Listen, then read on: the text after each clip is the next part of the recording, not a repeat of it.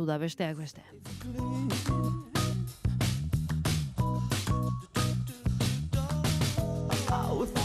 Eta nazioarteari begira, asteazken honetatik aurrera Europar Batasunak 3 euroko gutxieneko tasa aplikatzen hasiko da, 150 euro baino gutxiagoko paketeetan. Gero eta gehiago dira Temu, Shein eta AliExpress bezalako plataformetan erosten dutenak, eta importazio merkeen holdea geldiarazteko asmoz ezarriko omen du tasa Europar Batasunak 2028ko uztailaren batera arte aplikatuko da.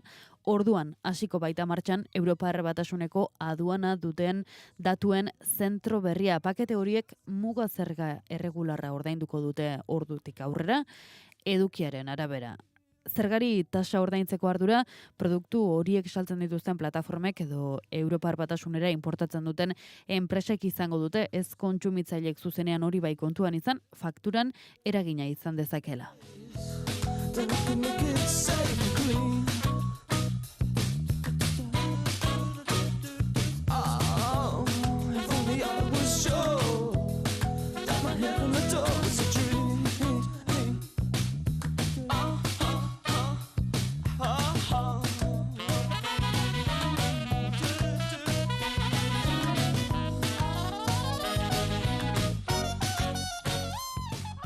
Informazioaren aria, naiz irratian.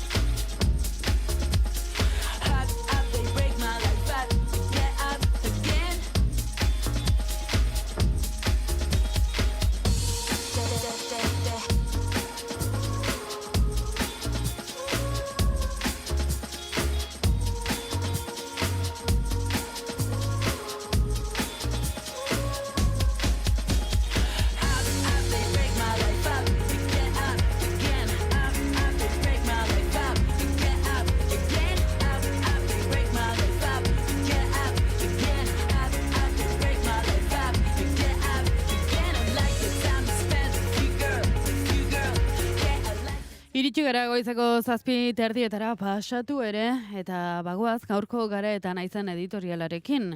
Hauxe dio, Europar Batasunak bere ekonomia defendatzeko 2 neurri jarri zituen abian atzo, eta Ursula von der Leyen Alemaniarra buru zuen batzordearen aldeko titularrak lortu zituen, alde batetik Amazon eta Temu plataformen bidez, batez ere Txinatik importatutako 150 eurotik berako pakete txikientzat 3 euroko tasa sartu da indarrean.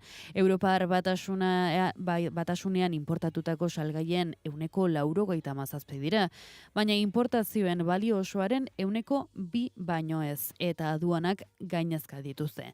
Ideiak egokia dirudi, baina Bruselan hainbeste denbora igarotzen da neurri bat iragarri eta indarrean sartu arte, non Trumpa legea baino lehen dagoen eginda. Kasu honetan, Suitzari begiratzen zaio, ezbaita Europar Batasuneko kide ezago tasa honi lotuta, baina bai merkatu bakarrari, bai eta Hungarian eta Polonian eraikitako logistika zentroa handietan biltegiratzeari ere, tasa zozkatzeko ere balio baitezake.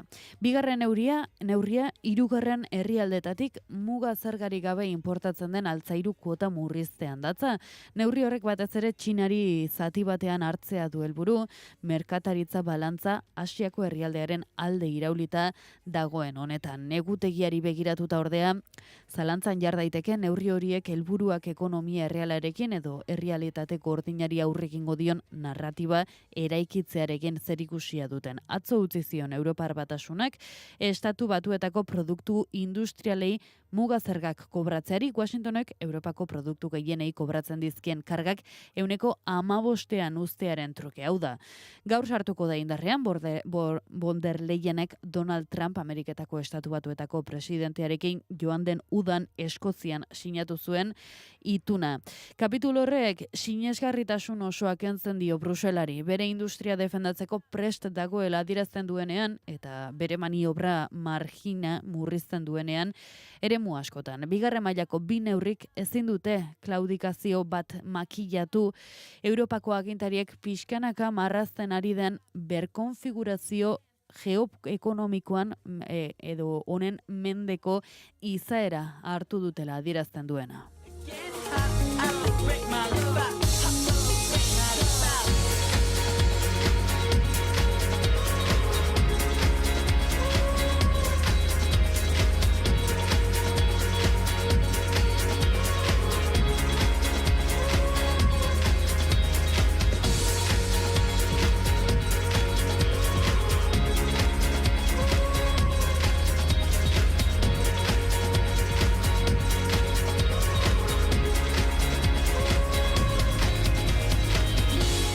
Eta azalak errepasatzeari ere ekingo diogu, beti egiten dugun bezala, etxetik hasita gara egunkariaren azala errepasatuz. Gaurkoan garak Jon Izagirre Kofidis taldeko txirrindulariari egindako elkarrizketa nabarmendu du. Bere argazkia dator azalean. Esan du, Euskal txirrindularitzak tur honetan emaitza politak lortzeko aukera duela. Bada beste gai bat ere nabarmentzen dena azalean. Aroztegiatik 18 milioi ordaintzera zigortu duela Nafarroako Justizia Auzitegi Nagusiak Nafarroako gobernua. Berriak ere gai bera eraman du azalera eta kirola hemen ere argazkitan, baina kasu honetan sega. Izan ere, gazteak segara erakartzeko programa berri bat jarri dute martxan. Deiak azpimarratu du Aitor Estebanek, Euskadi Burubatzarreko presidenteak salatu duela euskararen kontrako lotsagabekeria dagoela. Unibertsitateari gardentasuna eskatu dio, baina euskararen balioztasuna eztabaidatzen dela ere sumatu du. Argazkian, azken urteetan udaro errepikatzen den argazkia, Ukrainatik uda denboraldia Euskal Herrira pasatzera datozen umeak, hemengo harrera familiekin elkartzen ikusi dezakegu. Eta Notizias Gipuzkoak ere antzeko argazkia ekarri du azalera, titularrak hauxe dio bestalde. Hezkuntza sailak gutxieneko historikora murriztu dituela derrigorrezko norabideak eskola publikoan. Diario de Notiziasek datu bat.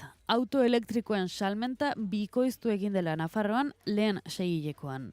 Eta 2008ko San Ferminetan erail zuten Nagore Lafayeren omenezko ekitaldiko argazkia dator gaurko azalean.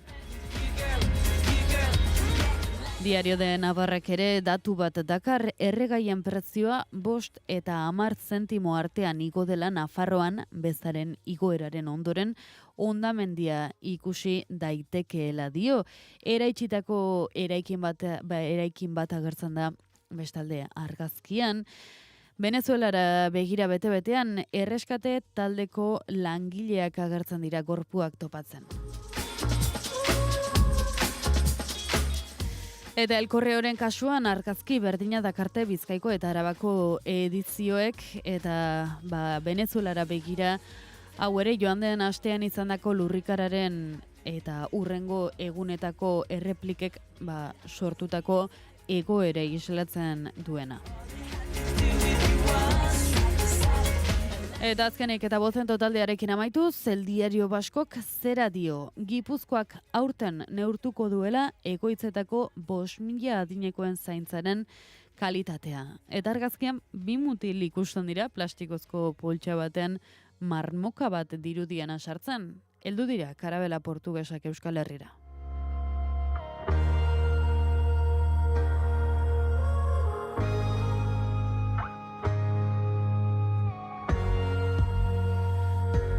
Goizeko 7 eta 38 minutu ditugu, eta honaino gaurko azalen errepasoa.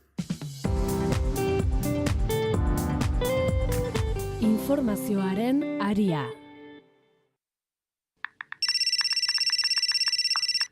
Parte hartu naiz irratian.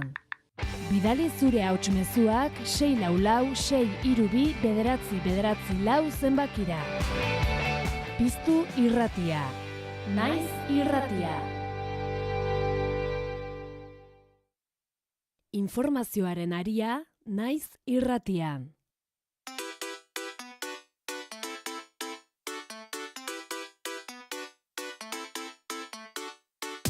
Maniquín vuelta que me estén con la chafli puestos de estado estéril. Te invito a una comida, bañito vapor, y luego terminamos a gusto en mi Kelly.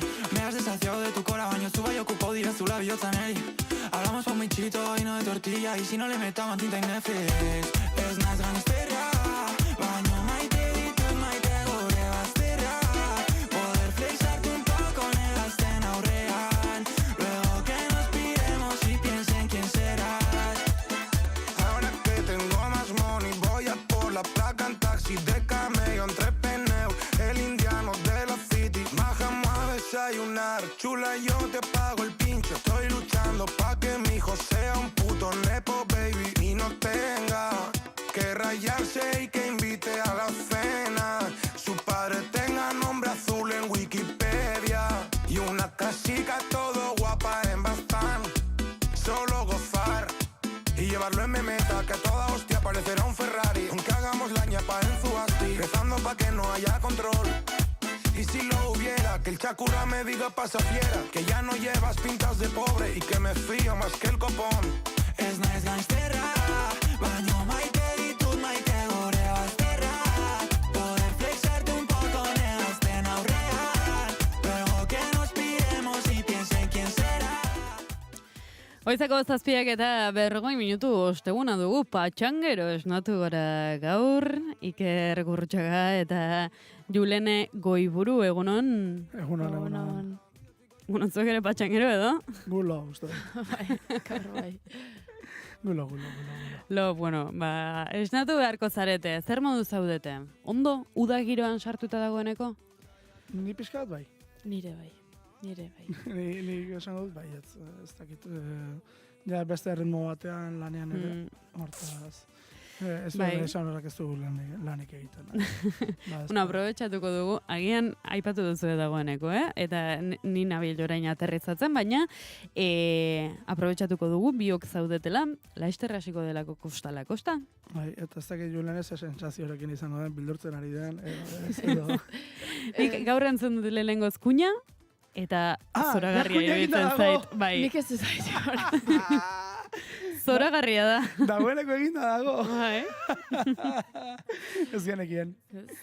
Ze kuña izan da improvisazio ariketa azkar bat. Ostras, baina 2 mundiala da. minutuko kontua. Zenbat demora tardatu genuen gidonizatzen. 2 minutu. Bai. Gehienez. Da, venga, bakoitzak egin dezala berea. Eta horrela. Bai, egia da, bakoitzaren nola da, personalidadearekin bat datorrean kuña bat dela.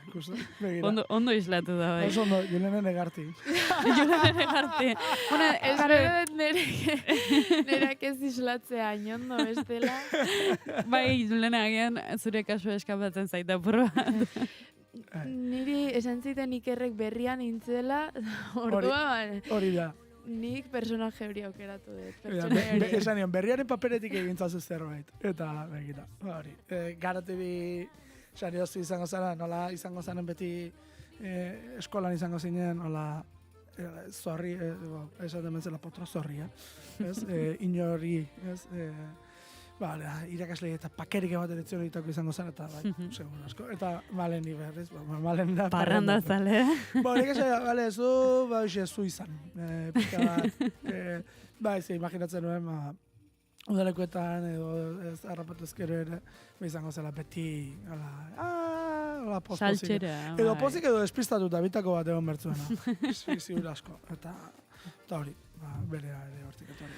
Bueno, zer esperoko dugu aurten kostala kostan? Badakigu, Sanferminetan hasiko hori dela badakigu. kostala kostan. Hori badakigu.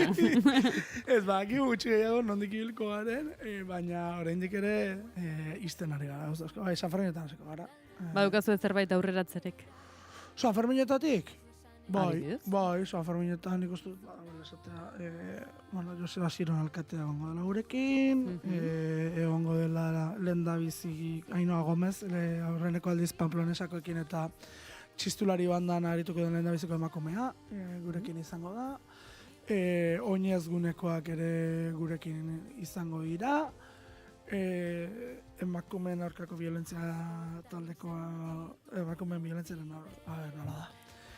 Eske gazteleraz da. Orduan, emakumeen aurkako violentziaren kontrako elkartea. Vale. Zer dut horrela dela, alako ez den du behintzat. Bueno, puntu morea errezago esan da. Puntu morea haren inguran lanean aritzen direnak ere gurekin izango dira. Herriko tabernakoak ere bai, programazio nola egiten duten, sakulako programazio egiten duten Herriko tabernan. Haik ere bai. Eta ondo bidean, espero dut, txupinazo txikia goteko dutenak ere baietz, baina haiekin harremanetan ari gara. Horendik, ez da erraza, zekaro, eskola bat dira eta eskola garaia bukatu da. Claro. Hortaz... Norekin egin kontaktua? Hor dago kontua. Hori behintzat bai, eta bida lokalean, oski. Bueno, ez da gutxi, Ez. Eta bigarren parada? Ondo bidean baita ere, itxita dagoela dirudialako, baina oraindik ez du zehaztapenak egin daude. Lekarozera joango gara, Realak egiten duen ikasi bizi udaleko egiten du, Realaren fundazioak. Eta, udaleko desberdin bat, eta erakusteko baita ere, Realak futboletik arago egiten dituen gauzak. Ze badirudi zuk entzuten duzu Realaren udalekua eta ze pentsatzen duzu egingo dela. Futbola. Ez da horrela. Eta nola ez den horrela, hori erakusteko intentzioa zintzat. Hori bai, eta gero urrengo eguna ere igerileku batzuetara joteko asmotan gara. Horretarako gogo gehiago. Gero, buruzari naiz, baina... surf elkarte batean, kanpinen batean... Aurten ondartzarik zapalduko duzuea? Surf elkartearen egunean, bai, eta beste egun batean ere bai. Tolderoekin egoteko asmotan ere bagarelako. Baina orokorrean barrutik gehiago mugituko gara aurten. Errekale horren ere egon nahi dugu, baina hortxe gauden, baita ere errekale horreko egun bandolakoa den jakiteko. Ze asko hitz egin den da errekale horrez, baina ez dakigu errekale horren egun bandolakoa den. Egia da, bai. Claro, asko hitz egiten da egiten diren gauzak, baina nolakoa da egun bat. Bueno, haiek ere baiezko ematen diguten, eta hartzai batekin ere, ez dakit esan dudan. Ez? Hartzai batekin ere egun nahi dugu. Batekin saiatuko gara, horrendik ez dugu idatzi, Ondo, tranquil. Batekin, azkenean, karo, honek eskatzen duelako agendak ezkontzea. Eta da, aurren etxi behar da bat, bestea, eta izten denean hori, eta krokisak ematen duenean, ona joango gara. Piskat horrek ere ematen du. Egunez egun joango zarete, lehengo geldialdia behintzat, itxure hona du, baduzue, izango duzu ezer kontatu seguruenik, gero, parrandan geratuko zarete? Ez dut uste duen arrisku guztiagatik. Arriskua, urrengo egunean... Baina, nik uste dut hemen ondon dudana San Fermin zalea dela. Bai? Bai. Bueno, juergazalea esango nuke. Begira zebi. Malen eta Julene, bai. Gaina, onartu beharra dauket, aurreko zapatun izan nintzela ondarron zapatu azulen, eta Malen ikusi nuela. Hombre, Malean topatuko duzu Euskal Herriko jai guztietan. Eta hemen hirugarren hitz egiten ari dena ere, bai, Bueno, ni informalduta, bai? Zabiltza, baina, ez ditzateke harritzeko izango zuere topatze hortik, ez da? Ondarrun ez. Bai, urtero joan. Ez dagoet ez zerrenda hartaren kontra. Lekeitiarra delako, hori justifikatu egin behar du erantzuna. Claro, bada ez da. Orain dela urte askotatik, aurten izan da, lehen urtea, joanen naizena.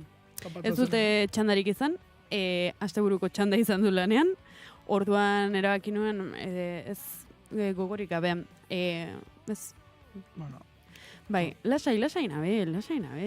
Bueno, eso. Garaia iritsi zaizu hortaz. Iritsi Zure zaizu. lasaitzeko pixka bat, ezta? Bueno, agian asteburuan sartuko zait berriro, parrandan irtetzeko. Amorotoko jaia dira. Ostras, horiek eroso ona dira. Oso ona dira, bai. Nire Enaiz jai iritsi, favoritoak. Egia esango dizut, enaiz iritsi, baina hori da, inguruko herridanetakoek esaten dutenerako Onenak. oso onak dira. Bai, Bai. zerbait Da, egia izan gainera, da. Eta gainera beti musika talde honak. Bai. Da, herriko jai, Bai. Jesus, herri txiki, bueno, ez da izerra nahi naizen ezaten, frontoi barruan kontzertuak egiten dituen herri gutxienetako bat, oraindik ere ordaindu egin behar da frontoira sartzeko, betetzen da frontoia gainera, ni urtero... Prezio simbolikoa delako. Bai, 5 euro dira urten. Horregatik.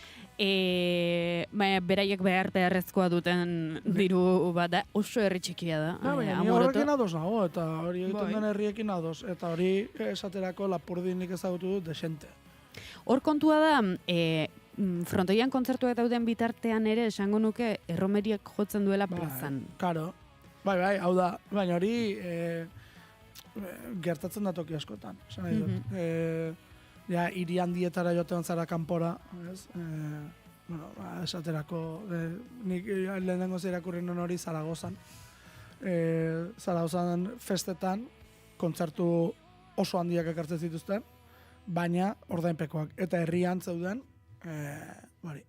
orkestak edo dena delakoa. Hau da, bi aukera horiek, Morotok, gauza bera egiten duela. Bai. Eta hori, kopiatzen niri idei hona iruditzen zait, esan nahi dut. Bueno, okazu eskaintzaren bat, baina, guk ezin dugu ordaindu beste gizar, nahi talde hauek eskatzen baldin badituzue, hor daukazue.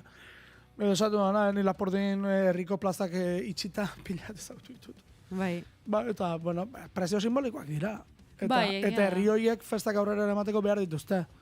Bai, horrelakotan askotan izaten da, ez? Ez dakit amoto nola egiten duten, baina gaztetxe askotan eta egiten den bezala, jaialdiak antolatzen dituztenean, taldeak ekarri eta sarreretatik ateratzen dena taldeentzat, eta barratik ateratzen dena edo gaztetxearentzat, edo herriarentzat, jai batzordearentzat.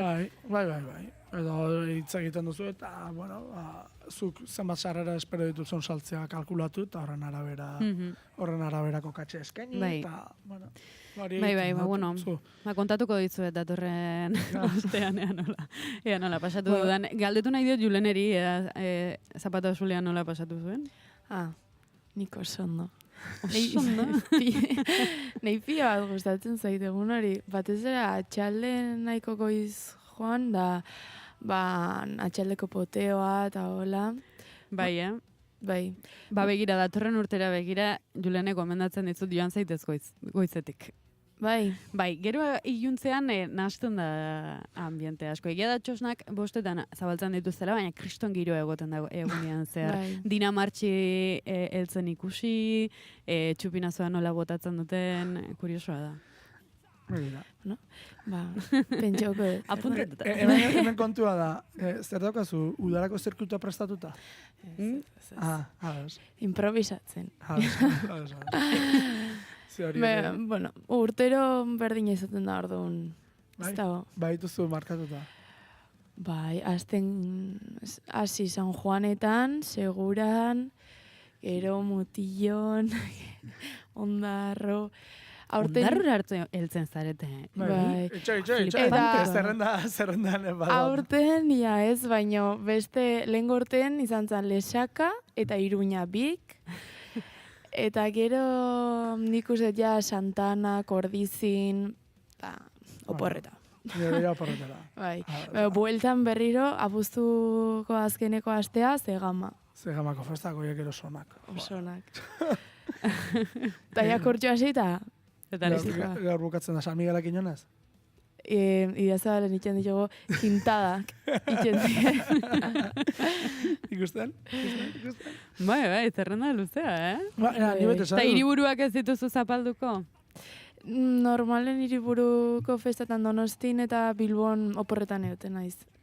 Enaiz inoiz hemen egon ikustet. Beira. Proboko nuke, baino.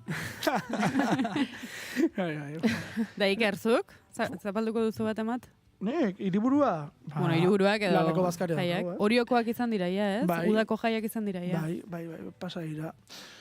Azkeneko urtetan, esan da, ez gehi mugitzen, da gure, eta ez bereziki mugitzeko izan, bai, harrapatu izan ditu, lasartekoetara noizbait, gero Iruñera bai doa dut. Bai, oitura, baina azkeneko urtetan ez lanagatik. Ja. Ze, Iruñan gustatzeitzen igandea. Igande zale izan ez Iruñan. Sakulako gira, oten da igande gauen. Ze jende gutxiago izaten da, eta, bueno, bai, badu bere xarma. Gero, Gasteizkotara noizbait, Donosti Bilbo seguru, Xamar, normalean. Gero Azpeitira, baina inguruan hola, Aiako festak, gauero, han. Ez du txiki egiten. Bai, zuentzako...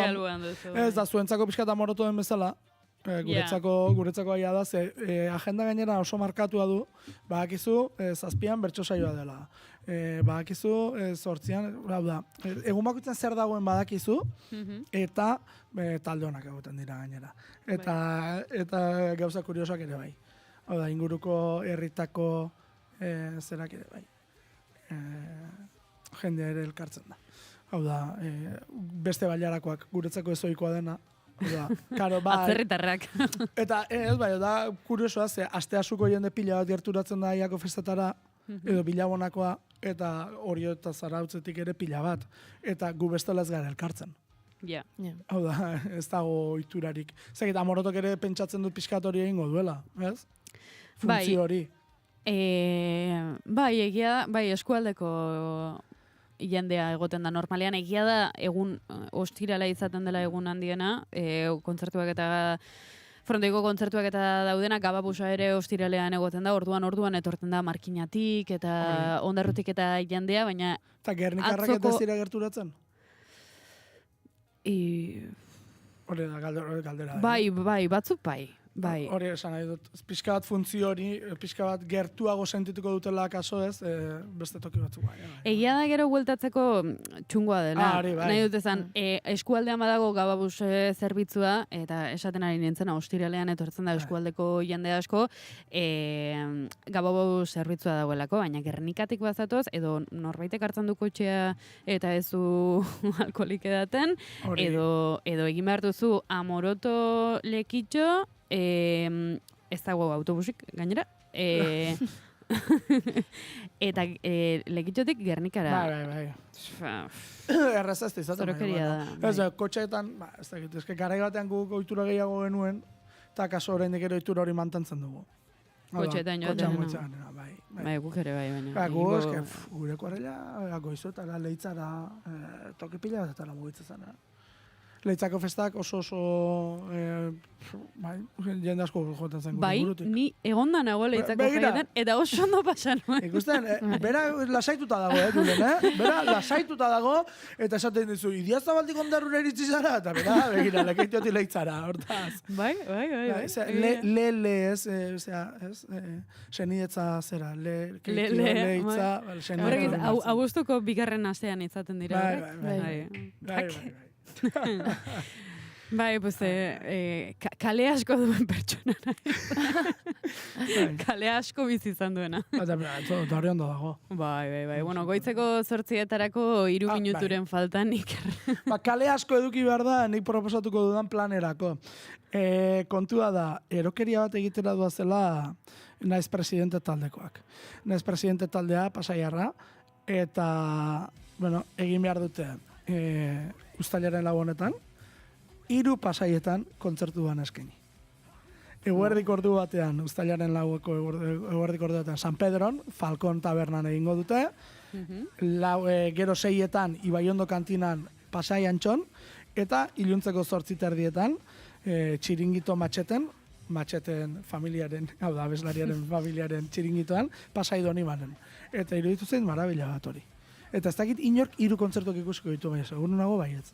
Marabila eta zurokeri bat, Bai. Eta nekea, ze barkatuko didate, baina gazteak ez dira.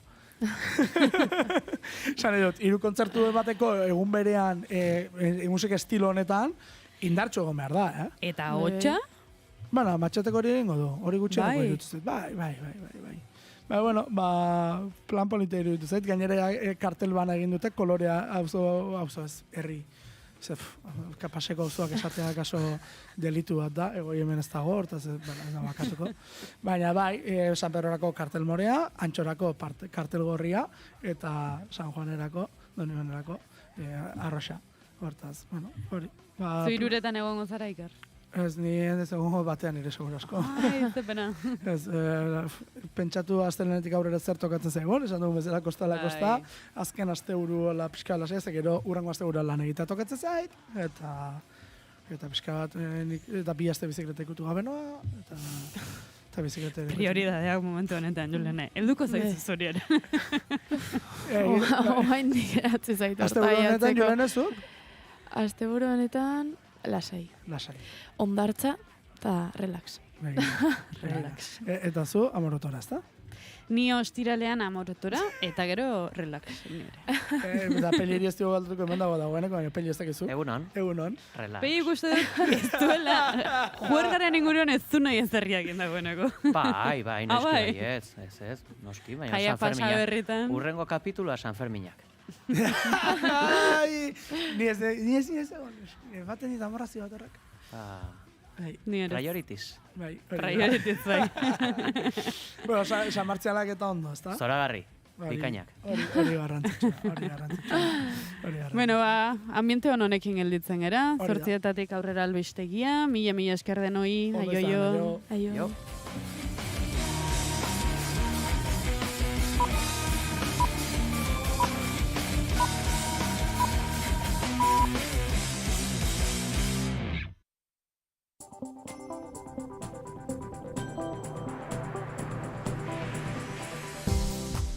Informazioaren aria, naiz irratian. Pegi Lekuona. Egunon, goizeko 8 dira ongi etorri naiz irratira. Nafarroako Justizia Auzitegi Nagusiak 18 milioi euro ordaintzera zigortu du Nafarroako exekutiboa Aroztegian hotela eta urbanizazioa eraikitzeko proiektua sustatu zuten enpresei eman beharreko kalte ordain gisa. Salva Badio, egunon.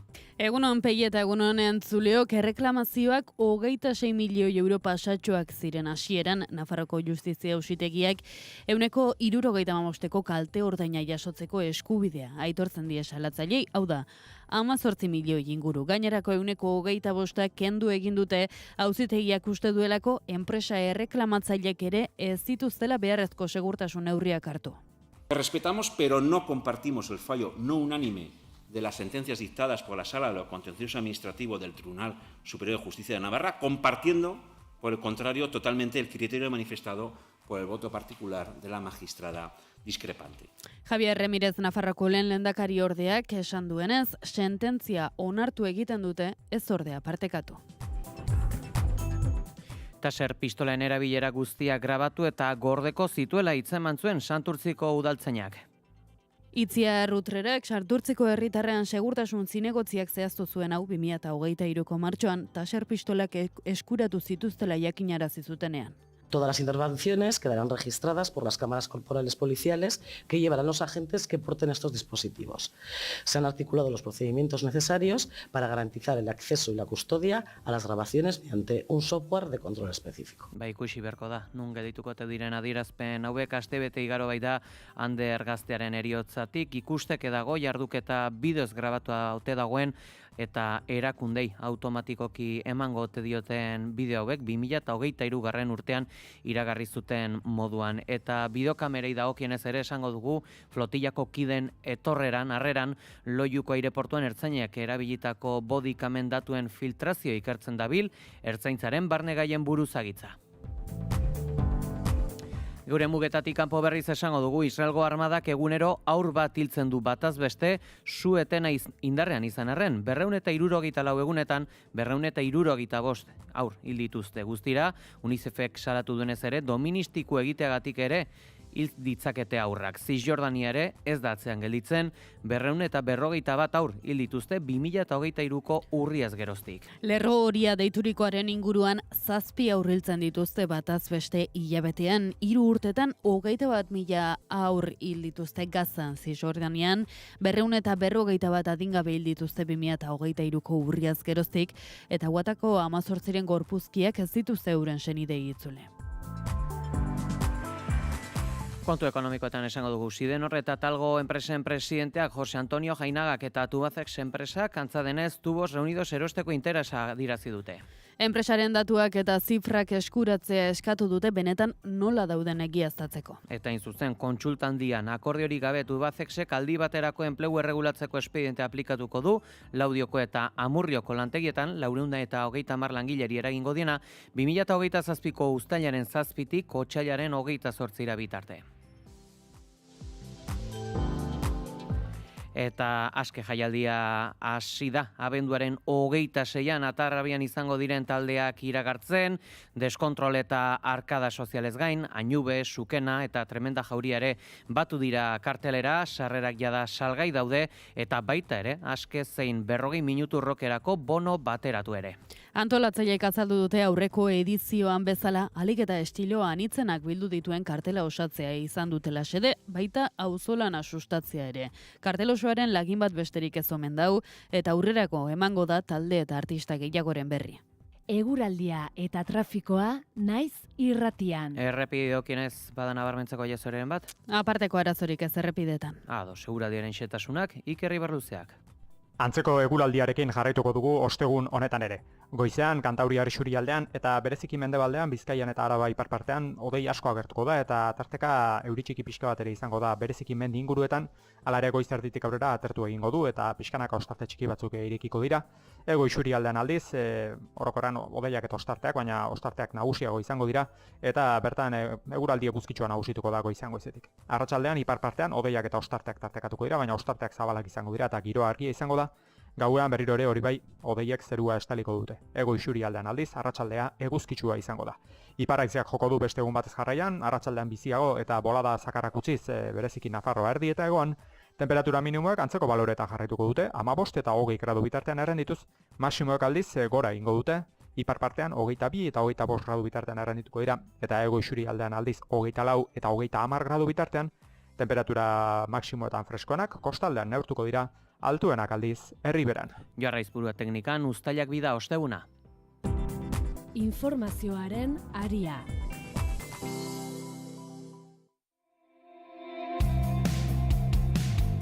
Taser pistolen erabilera guztia grabatu eta gordeko zituela hitzeman zuen Santurtziko udaltzainak. Hain zuzen, gogora ekarri dezakegu hau, astebete igaro delako Ander gaztearen eriotzatik. Ikusteke dago jarduketa bideoz grabatu ote dagoen eta erakundei automatikoki emango ote dioten, 2023 urtean iragarri zuten moduan.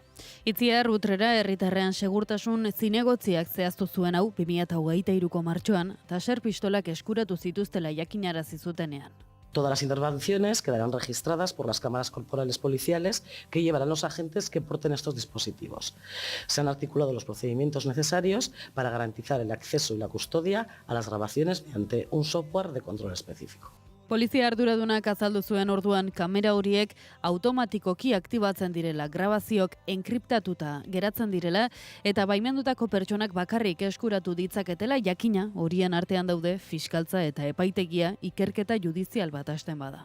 Es decir, que garantizamos la integridad, el acceso y demás a las grabaciones donde datos de carácter personal puedan aparecer.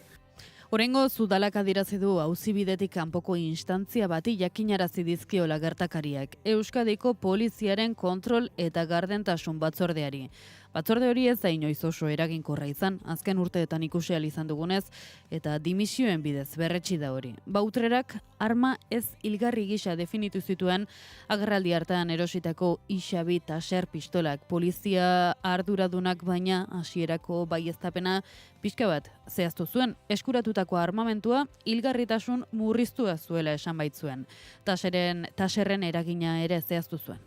El dispositivo lanza mediante 2 sondas una descarga eléctrica al sujeto a controlar, que el efecto que se persigue o que se tiene es el de la saturación de estímulos del cerebro de la persona en cuestión, de tal manera que el cerebro, al verse saturado de estímulos, da la orden de bloqueo de todos los músculos, con lo cual la persona, al tener los músculos bloqueados, es incapaz de huir, de desplazarse o de seguir cometiendo la agresión en la que se encuentre, inmovilizándolo durante un plazo máximo de 5 segundos. Pistola erabiltzeko protokolo zehatzaren berri ere eman zuen orduan, azpimarratuz zein momentutan erabili daiteken eta noiz ez. Puntu honetan azpimarratu behar da taser horien fabrikatzaileak berak, Axonek, zenbait kasutan ez erabiltzeko aholkua egiten duela, tartean osasun mentaleko arazoak dituzten pertsonengan ez erabiltzeko. Anderren gurasoek naizi azaldu diotenez, semeak kontrolatutako eskizofrenia puntu bat zuen eta udaltzaingoak bazekien hori aurrez gertatutako zenbait egoerengatik. Semeak haiengan konfiantza osoa zuela azpimarratu dute gurasoek. Bain zuzen beste bi kontu garrantzitsu ere argitzear daude. Alde batetik, Gurutzetako ospitalean emandako ziurtagiriaren arabera berokolpe baten ondorioz hiltzen gaztea. Halare, Osakidetzak ez zuen honen berri eman aurreko unean beste kasu batekin egi moduan. Bestalde, familiak azaldu duenez, gertakariaren berri emateko astelen arratsaldean deitu zietenean, Ander atxilotu egingo zutela esan zieten, baina etzen ala gertatu. Lekukoek diotenez, oso denbora luzean mantendu zuten kalean etzanda. Ordu bat eta bi artean Gurutzetara eraman zuen anbulantzia iritsi zen arte. 35 gradutik gora erregistratu ziren Santurtzin egun hartan. Udalaren eta udaltzainen aldetik gainera informazioaren ezkutatze partzial bat egon da. Hasiera batean, zauritutako udaltzainei babesa adirazteko zabaldutako oharrean ez zuten heriotzaren berri eman, eta ondoren ere Itziar Karrozero alkateak familiarekin hitz egin zuenean, ez zuen taser pistolaren erabileraren aipamenik egin. Familiak ez zuen informazio honen berri izan ostiralera arte. Bai, Bilduk ere Santurtziko udaltzaingoak taser pistola bat erabili ostean hildako Ander gaztearen heriotzaz galdetuko dio Bingen Zupiria sailburuari.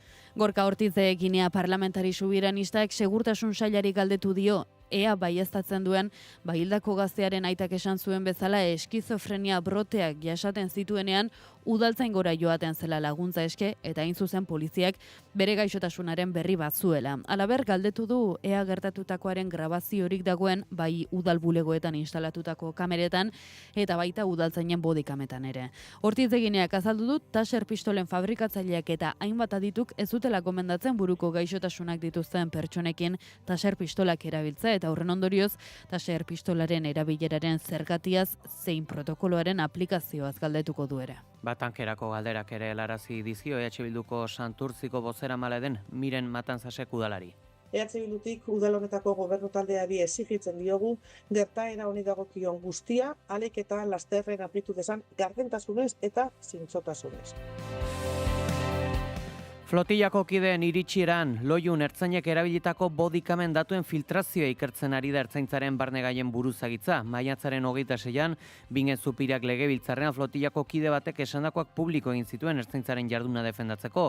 Agenten bodikameretako batek erregistraturiko audio bati egiten zion erreferentzia.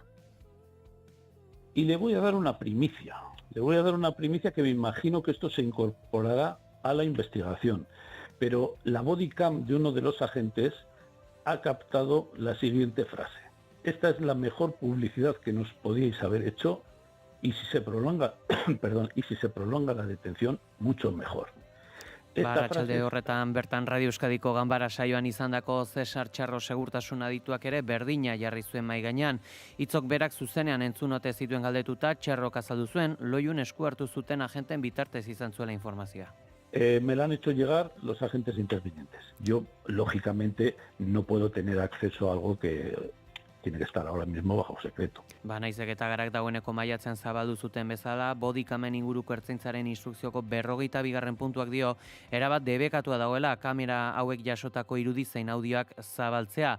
Araudiak dionari jarraiki, Gorka Ortiz Eginea, Bilduko legebiltzarkideak galdetu zion segurtasun sailburuari, ea uste ote duen araudia bete zenik eta Bingen Zupiriak erantzun du beti saiatzen dela bere jarduera indarrean den araudira egokitzen. Segurtasun sailburuak ere onartu du bodikamen grabazioen ustezko filtrazioari dagokionez ertzaintzaren barne gaietarako buruzagitzak prozedura ireki duela araudierekin bat ez datorren portaerarik gertatu ote den argitzeko.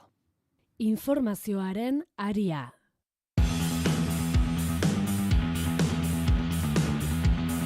Goizeko 8:12, Espainiako Osasun Ministerioaren proposamen berri aldu da, medikuek zabalik duten frontea ixteko asmoz. Guardiak 24 ordutik 17 murriztea eta prestakuntza osagarria hobetzea proposatu du Espainiar Estatuko Osasun Ministerioak.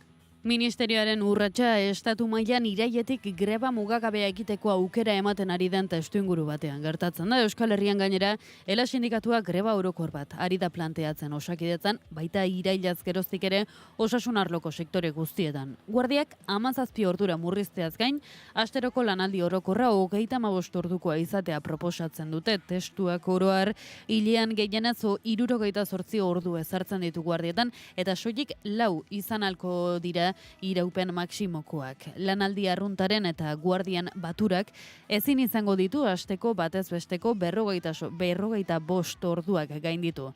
Proposamenak jasotzen duera berean, osasun zentro ezberdinek medikuen ordutegien jarraipena egiteko sistemak ezarriko direla. Soldatari dagokionez, prestakuntza mailaren osagarria ere hobetzen da, 110 lehen urtean, 120 bigarrenean, 130 hirugarrenean, 140 laugarrenean, eta 150 bosgarrenean, naiz eta erkidego bakoitzeko osasun zerbitzuek zenbateko handiagoak ere adostu ditzaketen.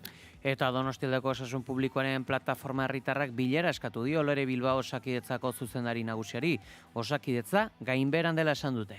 Dobatik azaldu dutenez, osasun zerbitzuaren gainberari kultura aldaketa deitu zion Gotzone Sagardui sailburuak, gerora heldu den osasun ituna porrot absolututzat jo dute.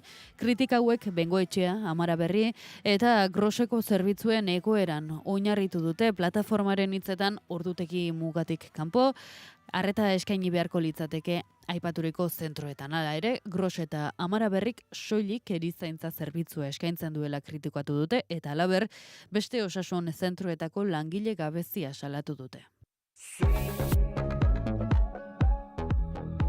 Aipatuko dugu ere Nafarroako Justizia Auzitegi Nagusiak 18 milioi euro ordaintzera zigortu du Nafarroako gobernua aroztegian hotela eta urbanizazioa eraikitzeko proiektua sustatu zuten enpresei eman beharreko kalte ordain gisa. Hotel Palacio de Aroztegia SL konpentsazio batzorde eta Palacio de Aroztegia SL dira ordain horiek jasoko dituztenak.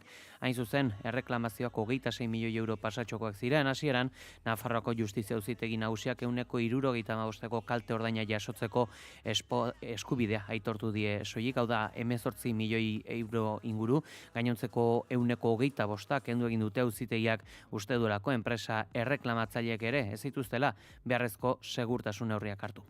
Respetamos, pero no compartimos el fallo no unánime de las sentencias dictadas por la Sala de lo Contencioso Administrativo del Tribunal Superior de Justicia de Navarra, compartiendo, por el contrario, totalmente el criterio manifestado por el voto particular de la magistrada discrepante. Javier Remírez, Nafarroko lehen lehendakariordeak azaldu duenez, sententzia onartu egiten dute ez ordea partekatu, eta bat egin du epaile batek emandako ebazpenaren aurkako boto partikularrean. Hain zuzen, Remirezek esan du ere, garaian emandako lizentziak indarrean daudela gaur egun, eta sustatzaileek nahiko balute berraktibatu aldirela. El Gobierno de Navarra va a recurrir las 3 sentencias de la Sala de lo Contencioso Administrativo del Tribunal Superior de Justicia de Navarra, va a recurrirlo en casación ante el Tribunal Supremo.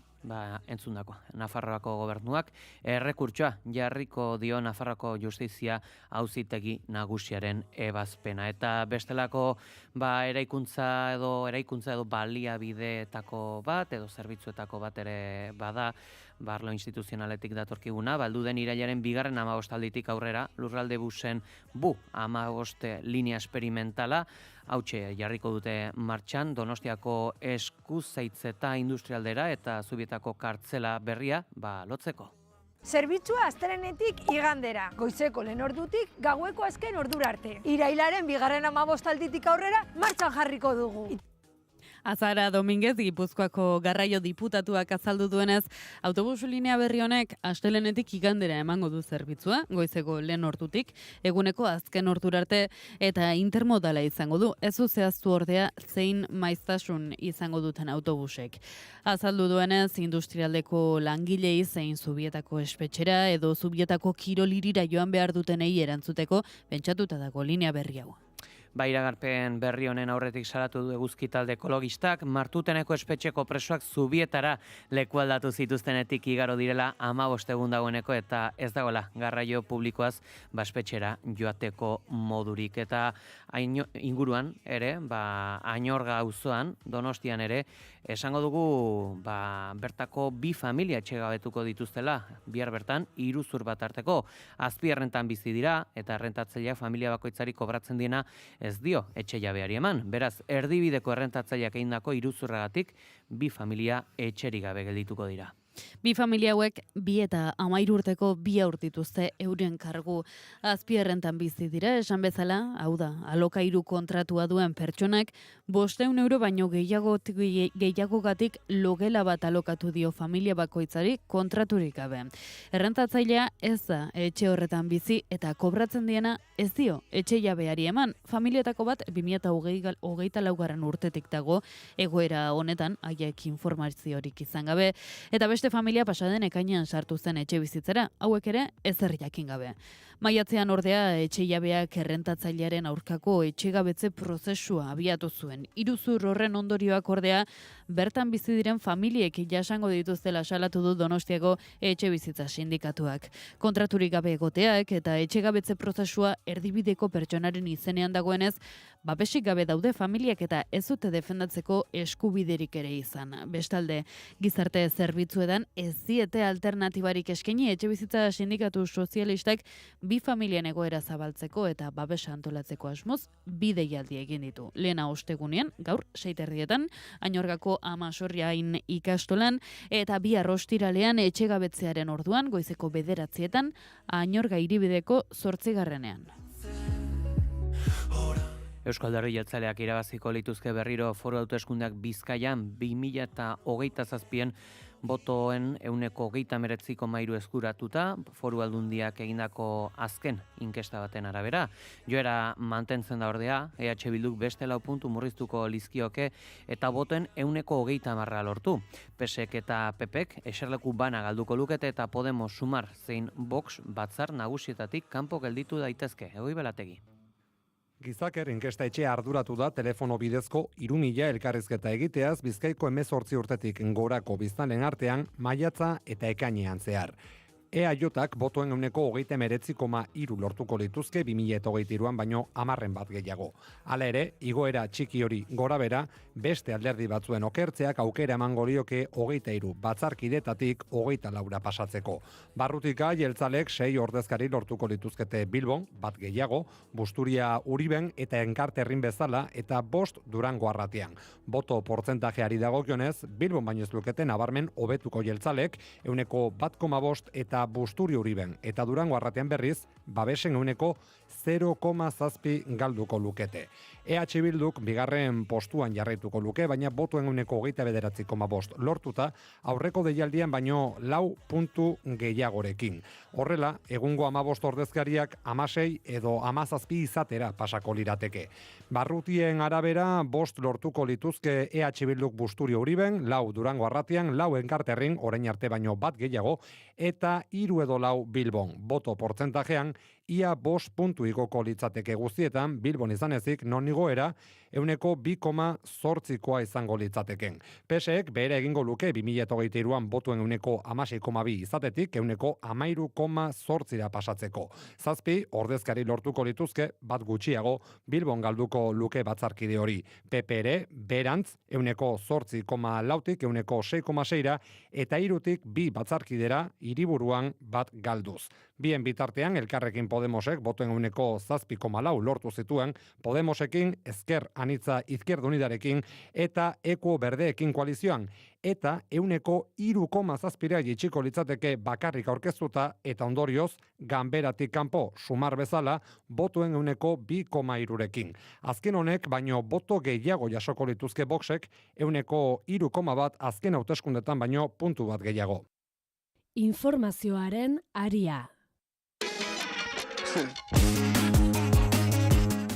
Israelgo armadak egunero haur bat hiltzen du bataz beste suetena indarrean izan arren, 274 egunetan 275 haur hil dituzte guztira. UNICEFek salatu duenez, doministiku egiteagatik ere hil ditzakete, Zisjordaniare ez da atzean gelditzen. 251 haur hil dituzte 2023ko urriaz geroztik.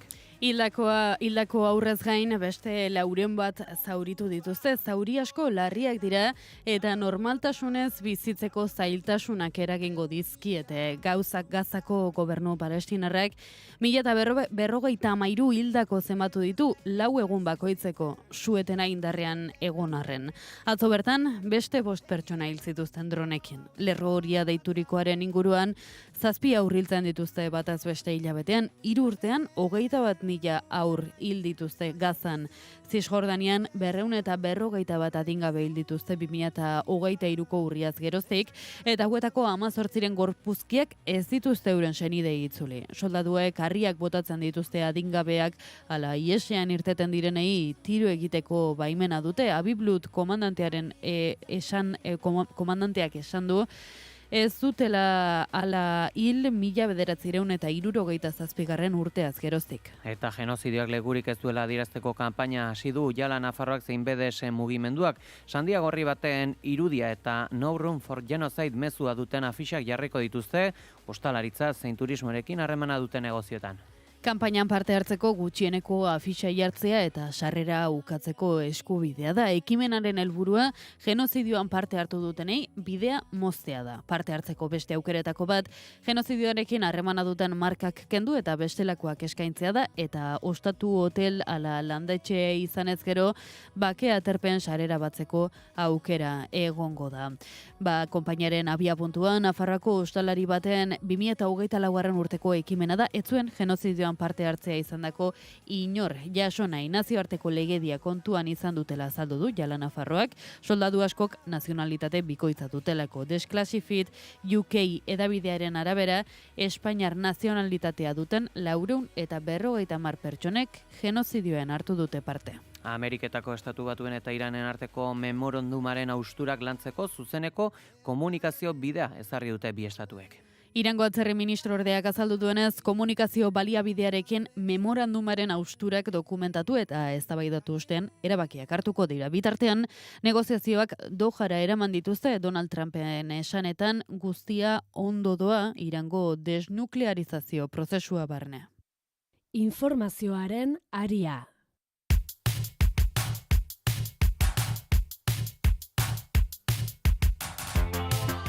5 minutu goizeko 8:30 izan daitezen, nazioartean jarraituko dugu, izan ere asteazken honetatik aurrera, helduden asteazkenetik aurrera, Europar Batasuna 3 euroko gutxieneko tasa aplikatzen hasiko da, 150 euro baino gutxiagoko paketetan.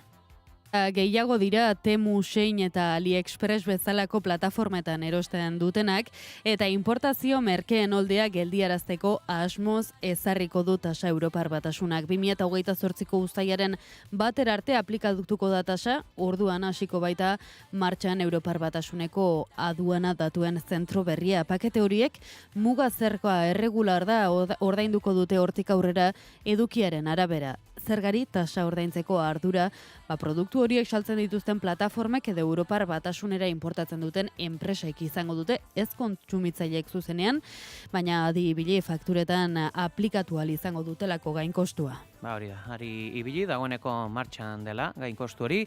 Ameriketako Estatu Batuetan jaiotzegatik bertako herritartasuna jaso duten pertsonen eskubideak kentzeko Trumpen proposamena bertan bera gelditu arren, errefuxiatuei babesa kentzeko aukerari baleko eman dio Auzitegi Gorenak. 2011 urtetik Donald Trumpen obsesioetako bat izan da herritartasun eskubidea. Urte hartako kanpainan zalantzan jarri zuen Barack Obamaren jaiotzeak ta egiazkoa ote zen. Orain, halako jaiotzeak ta faltsuengatik, herritartasuna bertan bera uzteko aukera baztertu du Ameriketako Estatu Batuetako Auzitegi Gorenak. Helburua herrialdean jaiotzen diren 250.000 haur ziren. Ezezkoa jasoarren egia soziala izeneko sare sozialean, magnateak esan du lege bidez kudeatuko duela Ameriketako Estatu Batuetan jaiotzen diren guraso ez Estatu Batuarren herritartasuna. Eta ezezko osoa jaso jaso berrean, auzitegi gorenak balekoa bai eman dio, 350.000 haitiar eta 6.000 siriarrek duten babes legala bertan bera uzteari, ala Mexikoko mugatik sartzen diren pertsonentzako entzute eskubidea. Aurrerantzean, bere alagoak izango dira bertan mugan kanporatzeak.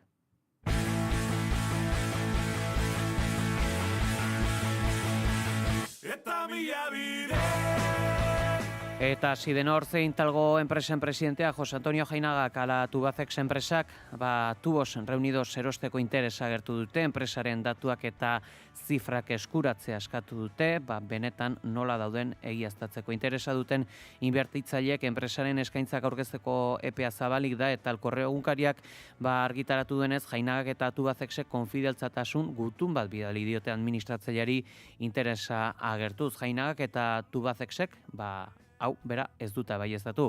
Baina, hain zuzen, enpresaren finantza informazio eskura dezakete, baita lantegiak bisitatu ala zuzendaritzarekin eta sindikatuekin bildu ere ondoren, aurrera egitea erabakiz gero, azken eskaintza bat aurkeztu beharko dute, irailean gertatuko litzatekena. Aipatuko dugu ere, enpresa horietako bat, Tubacex bera, enplegu zehazki kontsultaldiko akordiorik gabe, aldi baterako enplegua regulatzeko espedientea aplikatuko duela, Laudioko eta Amurrioko lantegietan, 430 langileri eragingo die, heldu den astetik, 2027ko uztailaren 7tik, otsailaren 28 bitarte. Asteazken honetan eginda aldi baterako enplegua erregulatzeko espedienteari buruzko, azken negoziazio bilera zuzendaritzaren argudioa odian salmenta jaitsi edera da bereziki Hormuzko itsasartearen itxieraren ostean hortik garraiatzen bai da Europatik ateratzen den lehen gaia Abu Dhabiko lantegira. Iran eta Ameriketako estatu batuen bake memoranduma oso zaurgarria den arren honek Hormuz zabaltzea jasotzen du eta uneotan zabalik dago itsasarte estrategikoa. Ela sindikatuaren arabera zuzendaritzak ez du kontsultaldia luzatu nahi izan eta ondorioz bilera akordiorik gabe amaitu da. Hemendik aurrera sindikatuak ERTE honen aurkako helegitea prestatuko duela azaldu du. Eta Espainiar Kontsumo Ministeritzak zerrenda publikoa jarriko du martxan, erregaien laguntza publikoak baliatuta prezioak bidegabe igotzen dituztenen gasolindeiak identifikatzeko. Neurria gaur sartu da indarrean, Irango gerraren ondorio ekonomikoak arintzeko onartutako neurri sortaren barruan. Hemendik aurrera gasolindegi guztien irabazi marginak kontrolatuko ditu, merkatuen eta lehiaren batzorde nazionalak, eta kostuen igoerarik justifikatu gabe prezioak garestitzen dituzten establezimenduak zerrenda publiko batean argitaratuko dira. Gainera, kontsumitzaileek informazio hori erabili ahal izango dute erreklamazioak aurkezteko. Bestalde, erregaien beza berriro 21% igoko da uztailaren 1 aurrera. Horren ordez, gobernuak hidrokarburoen gaineko zergan oinarritutako hobariak mantenduko ditu uztailean litroko 15 zentimoko deskontua izango du, abuztuan 10 zentimokoa, eta irailean 5 zentimokoa. Informazioaren aria.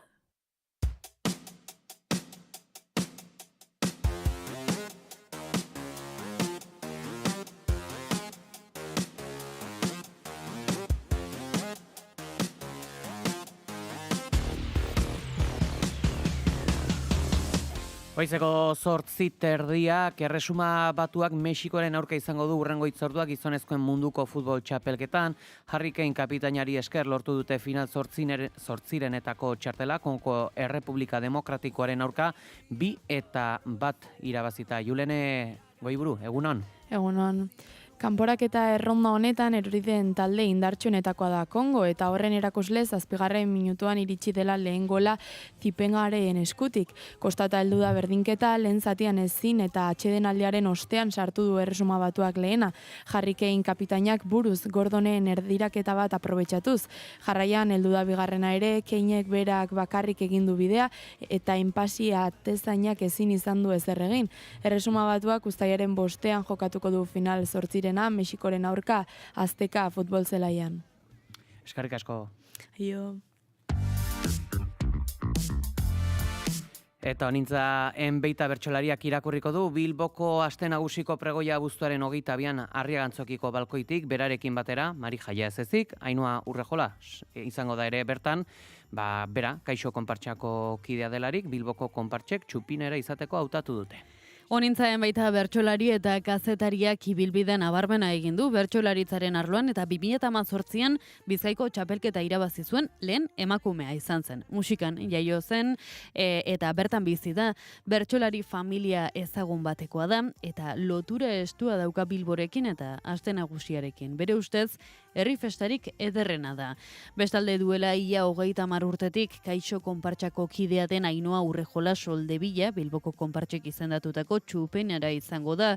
Bilbo Zaharrean jaio zen eta konpartsei lotuta egonda betidanik. Gaur egun Otxarkoagan bizi da, eskola jantoki batean egiten du lan eta alaba bi dauzka, Hondartza mendia artisautza eta irakurketa maite ditu eta Aste Nagusia emozio bereziarekin bizi du. Eta San Ferminak ere ate joka dauzkagula, Iruña antitaurinak hausnartzeko eta zezenketari gabeko San Ferminetarako bide arrazteko eskatu die hiriko peinai. Uztailaren 7an San Fermin egunean 7retan zezenketen aurkako ohiko kalejira egingo dute udaletxe plazatik. Agerraldian nabarmendu duten lehen gauzetako bat izan da, aurteko San Ferminen ostean 60 izan direla torturak izan ostean hildako zezenak. Etorkizunera begira, egungo San Ferminak ez direla bideragarriak Iruña antitaurinaren esanetan, eta hori beraien arabera zezenketen zaleak ere onartzen dute zezenketak desagertu egingo direla esaten baitute beti. Horregaitik, etorkizuneko San Ferminen hausnarketa eta eztabaidari ekitea beharrezkoa dela esan dute, datu guztiek adierazten dutelako amaiera gerturatzen ari dela. Ildo horretan, Iruña antitaurinak gogora ekarri du, Iruñeko udalak 1500 pertsonako laginarekin egindako inkestaren emaitza zezenketen aldeko 42% eta aurkako 46% izan zela, baina generoaren eta adinaren araberako arrakala izugarriekin izan ere, babesik handiena, 75 urtetik gorakoen artean dago eta kontrakotasuna berriz 15 eta 44 bitartekoen artean.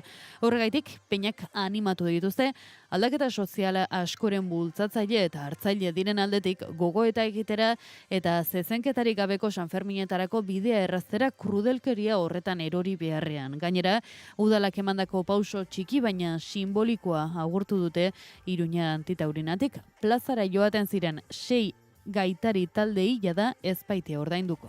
Eta Nagore Lafajeraren hilketa 18 urte betetzer daudela, bere oroimena ekarri dute gogora Iruñeko geltokin egindako ekitaldian. Omenaldiak txiki utzi du Iruñeko geltoki bertan izan da, Asun Casasola Nagore Lafajeren ama jasotako babesa indarra dela adierazi du.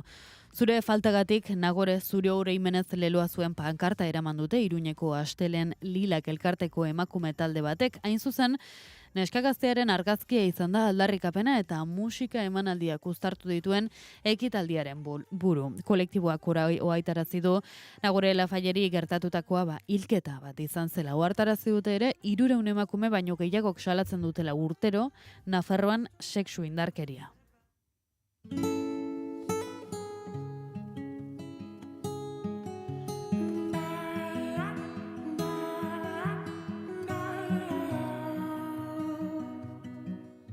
Eguraldia eta trafikoa naiz irratian.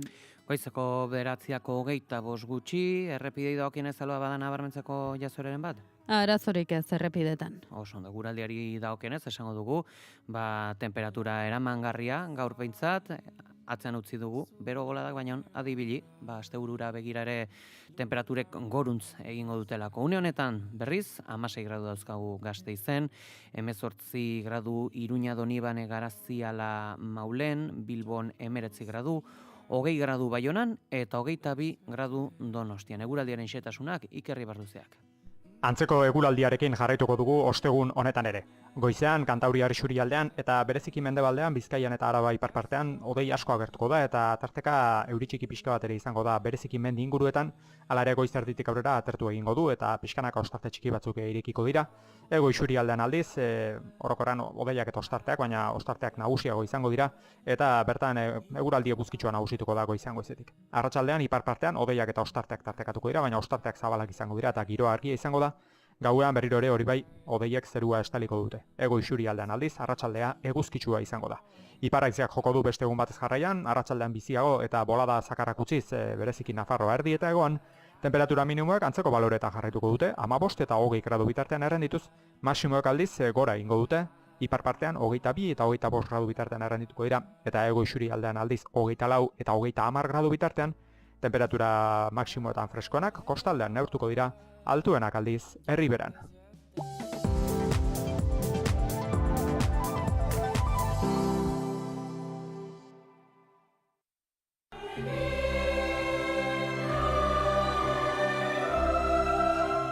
Enpresa errotua eta konprometitua. Aberastasuna sortu eta modu kolektiboan banatzen duen enpresa. Enpresa kooperatiboa da. Kolektiboa izatearen indarra. Kooperatiben nazioarteko eguna. Euskadiko kooperatiben goren kontseilua. Euskotrenek jakinarazten du. Pasaian txoko jaietara joan nahi duzu? Igo, eramango zaitugu eta zerbitzu bereziak autoa hartu gabe goza dezazun. Informatu ordutegiei buruz, webgunean edo aplikazioan. Euskadi ondo mugitzen da. Euskotren. Eusko Jaurlaritza. Euskadi berria. Egunon! Egunon! Egunon! Prest uda ziraragarri bat pasatzeko? Noski baietz, festarik festa ibiltzeko gogotxu. Baina nire motxorekin egon nahi bet. Ez. Ai. Zalantzarik baduzue, galdetu orain. Baina noiz itzuliko gara etxera, nik amarekin egon nahi dut. Eta txosnak? Non dago txosnagunea? Noiz joango gara etxera? Ufa, haze uda datorkidana gainera hiru hauekin. Uda honetan ere, zauden tokian zaudela, naiz irratian, konpainiarik onena egingo dizugu. Astelehenetik ostiralera, goizeko 9:00 hasita, kosta ala kosta.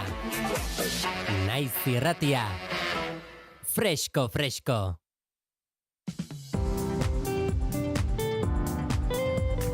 Informazioaren aria.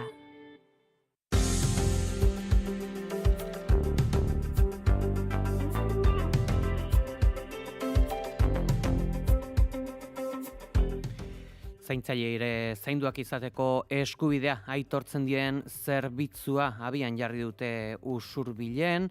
Urrats gisa aurkeztu dute, hain zuzen etxez etxeko arreta zerbitzu eraldatuko dute, pertsonak erdigunean jarrita erabiltzailea zein profesionala zainduz. Usurbileko alkatea Agurtzane Solabarrieta elkarrizketatu du Salva Badiorak. Uztailaren 1 aurrera jarriko da martxan etxez etxeko laguntza zerbitzua Usurbilen. Ekimen honen berri izango dugu Agurtzane Solabarrieta Mesa, Usurbilgo alkatearen eskutik. Ongi etorri naiz irratira, Agurtzane. Mila esker. Zertan datza etxez etxeko laguntza zerbitzuak? Lehenik eta behin argitzea, lehenik ere etxez etxeko zerbitzua Usurbilgo udalak eskaintzen duela, urte luzeetan. Kontua da, etxez etxeko zerbitzu hau erabat berrantolatu eta berritxu egin degula, nagusiki eremu horretan etxez etxeko zerbitzuan lanean ari diren langile profesionalen lan baldintzak hobetzeko helburuz. Hori da egin dugun aldaketaren helburu nagusia. Aipatu duzu, guztiz berrantulatu duzuela zerbitzu hau, zein izan da prozesua, ze beharretatik hasi duzue? Usurbilen, urteak daramatzagu lanketa kolektiboan egungo zaintza eredua eraldatu nahian. Gure helburua bada Usurbil herri zaintzailea izatea, eta helburu horri begira esaten nuen bezala, herri proiektu eta herri estrategia bat daukagu martxan, egun eskaintzen diren zaintzak edo zaintza eredua eraldatu nahian, eta horrek ahalbidetu du pertsona ardatz duen zaintza ereduaren implementazioan urratsak egitea, eta horrek ahalbidetu du nagusiki zaintzaren bueltan lanean ari diren eragile eta baliabide guztiak ekosistema batean egituratzea. Eta beraz, momentu honetan Usurbilen esan dezakegu trantsizio fase batean gaudela, zerbitzu soiletan oinarritutako arreta ereduak eskaintzetik, pertsonen bizi proiektuetara, pertsonen nahietara egokitutako bizi planak eskaintzera, horretan gaude. Eta esaten dugunean, zaintza ereduaren eraldaketan gaudela, bai, eredu berriak bi oinarri oso nagusi ditu. Batetik, zaintza behar duen pertsonaren nahiak eta lehentasunak erdigunean jartzen ditugu, eta hortik pertsonei zuzendutako biziplanak eskaintzea, baina baina horrekin batera oso presente daukagu, eta erdigunean ere badaukagu zaintzaileen zaintza, bai.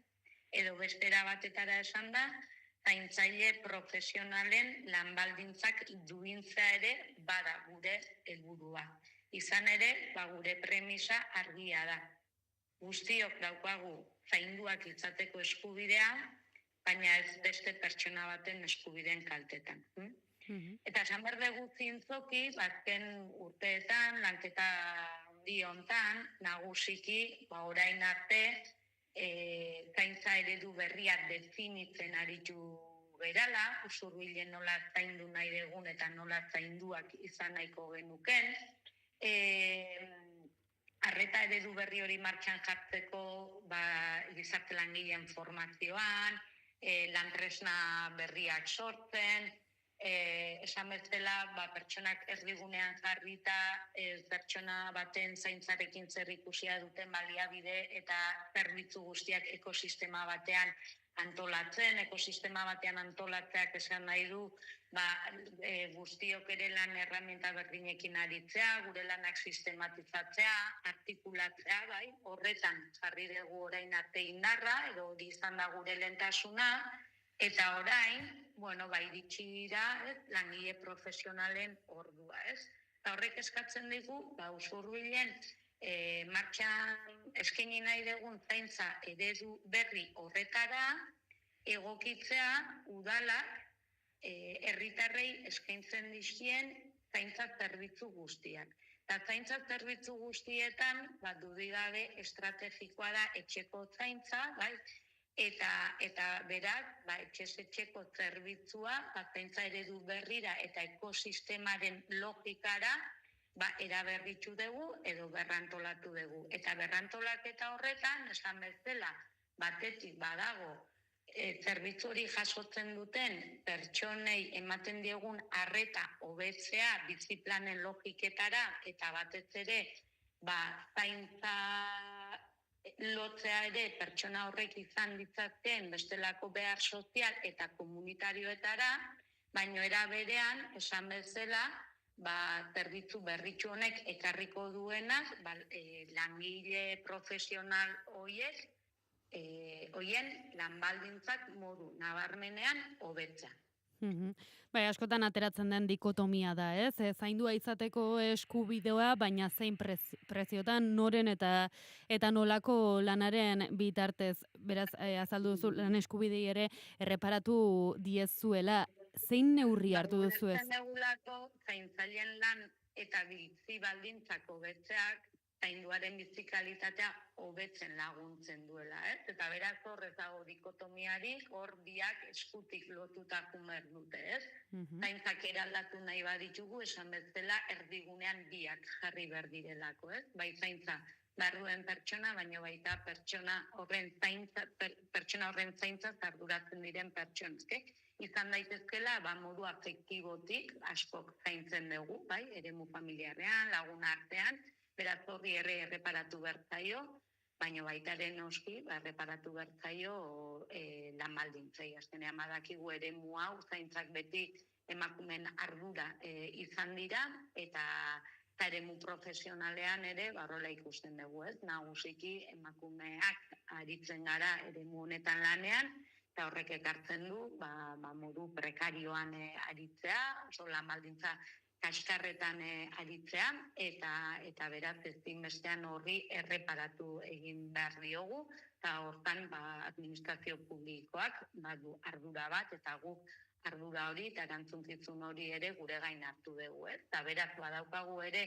autokritika egin beharra, urteetan zaintzak emateko eta eskaintzeko moduak albidetu dituelako ere lan prekario horiek izatea, eta beraz autokritika hori ere egin behar dugu, gure kasuan autokritikatik ere, eta zaintza ereduaren eraldaketa integrala izateko helburuz, esan dugun bezala, iritsi da orain eremu honi, alderdi honi erreparatzeko ordua eta hor daude usurbilak.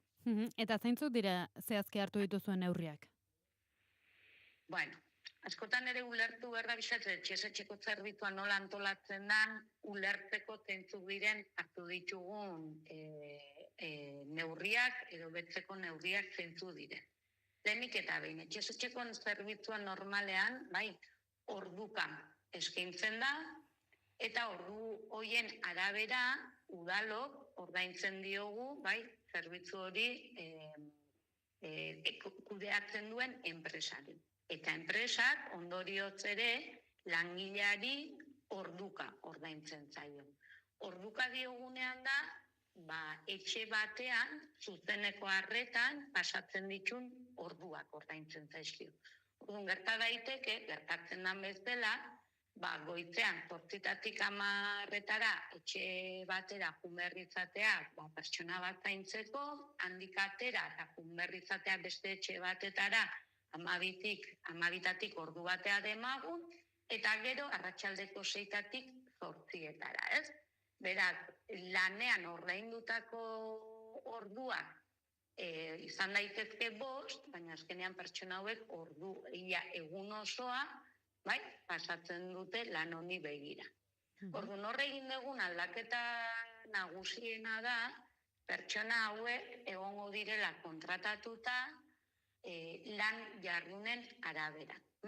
Eta beraz, usurbilen egingo dituzten lanak, izango dituzten lan jarraituak.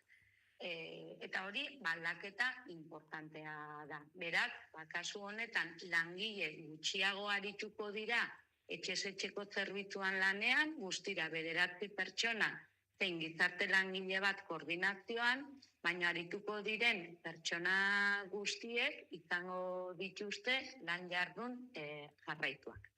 Beraz, hori bada aldaketa importante bat. Beste aldaketa bat, lan jardun horretan ezberdindu ditugu 2 ordu mota. Bat, zuzeneko arretan aritu beharreko orduak, baina bero ordu horietaz aparte, badaude deitu dizkiogun zeharkako orduak. Zeharkako ordu horiek zertarako. Esate baterako, ekosistemarekin bilerak egiteko guk usurbiliko zaintza ekosisteman langune eta lan espazio ezberdinak ditugu. Gaur egun, etxeko langileek ez dute parte hartzen langune horietan. Baina mendikan aurrera, etxeko langileak ere pertsona baten zaintzan akompainamendu hori egiten duten neurrian, oso importantea da ere, beraiek ere ekosistemaren parte izatea, ikusteko ekosistema lantzen ari diren proiektu zaintzari lotutako proiektu komunitarioak zeintzu diren. Edo gizarte langilearekin egin beharreko orduak. Edo eta zartako orduetan ere sartu dugu langileen euskalduntzea. Ikusten ari gara, eremu hau euskalduntzen ari zaigu, gehoz eta gehiago direlako eremu honetan lanean ari diren migratutako emakumeak. Eta gu garbi daukagu, esate badegu zaintza eredu berri honek pertsonaren nahiei erantzun behar diela, pertsonaren nahia bada euskera zaindua izatea. Eta beraz, horri erantzun inbertzaio. Eta beraz, hor bete behar bat finkatzen dugu, etxeko zerbitzuan arituko diren langileak euskeradunak ez badira euskalduntzeko planteamenduak egitea. Edo eta ordu horietan sartu dugu ere, jasotzea aholkularitza psikologikoa. Azkenean, bazama psikologiko handia, duten lan jardunak dira, eta hor, laguntza hori, aholkularitza psikologiko hori ere kokatzen du. Beraz, hau, kontzeptu bezala ere bada zerbait berria. Edo eta etxe batetik bestera, iristeko beharran denbora. Kontzeptu guzti hauek, gezurra badirudi ere, ez dira ordaintzen. Ez usurbilen eta ez zinun. Hemendikan aurrera, zeharkako ordu horietan, zeregin hauek sartu ditugu ere. Ulertzen deulako pertsona bat zaintzeko, zaintza hori lotutako, zereginak direlako, eta ondorio zure lanaren parte diren zenzuan, ordaindu egin behar dira zure lan jardunaren barruan. Eta hori bada ondorioz aldaketa importante bat. Esan behar da ere, guk lizitazioa martxan jarri aurretik, etxez-etxeko eremua, nola baite aurretan lanean aritzen diren langilek ez dute lan konbenio nagusirik, dago lan konbenio kolektiborik, eta orduan hemen lehen aldiz enpresak eta usurien lanean ari diren langileen artean lan hitzarmen bat adostu dute. Lan hitzarmen horretan adostu dituzte ere soldatak. Eta soldatak ere aurrez dituztenarekin alde handia dago.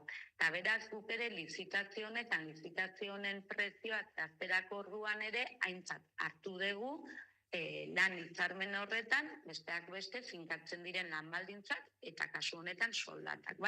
Eta beraz, guretzako ari esaten dugunean lan baldintzak hobetzeaz ez gera soilik ari soldatak hobetu egiten zaizkiolako. Soldatak hobetu egiten zaizki eta hori oso importantea da, baina soldatak hobetzearekin batera lan jarraituak dira eta nagusiki balioan jartzen da pertsona hauek pertsona baten zaintzan duten papera, duten erreferentzialtasuna eta ekosistemara ere eragile importante bezala ere ekartzen ditugu eta horri begirako languneak eta espazioak sortzen ditugu langile hauekin batera eskuz esku lanean aritzeko euren lan orduen eta lan jardunaren barruan.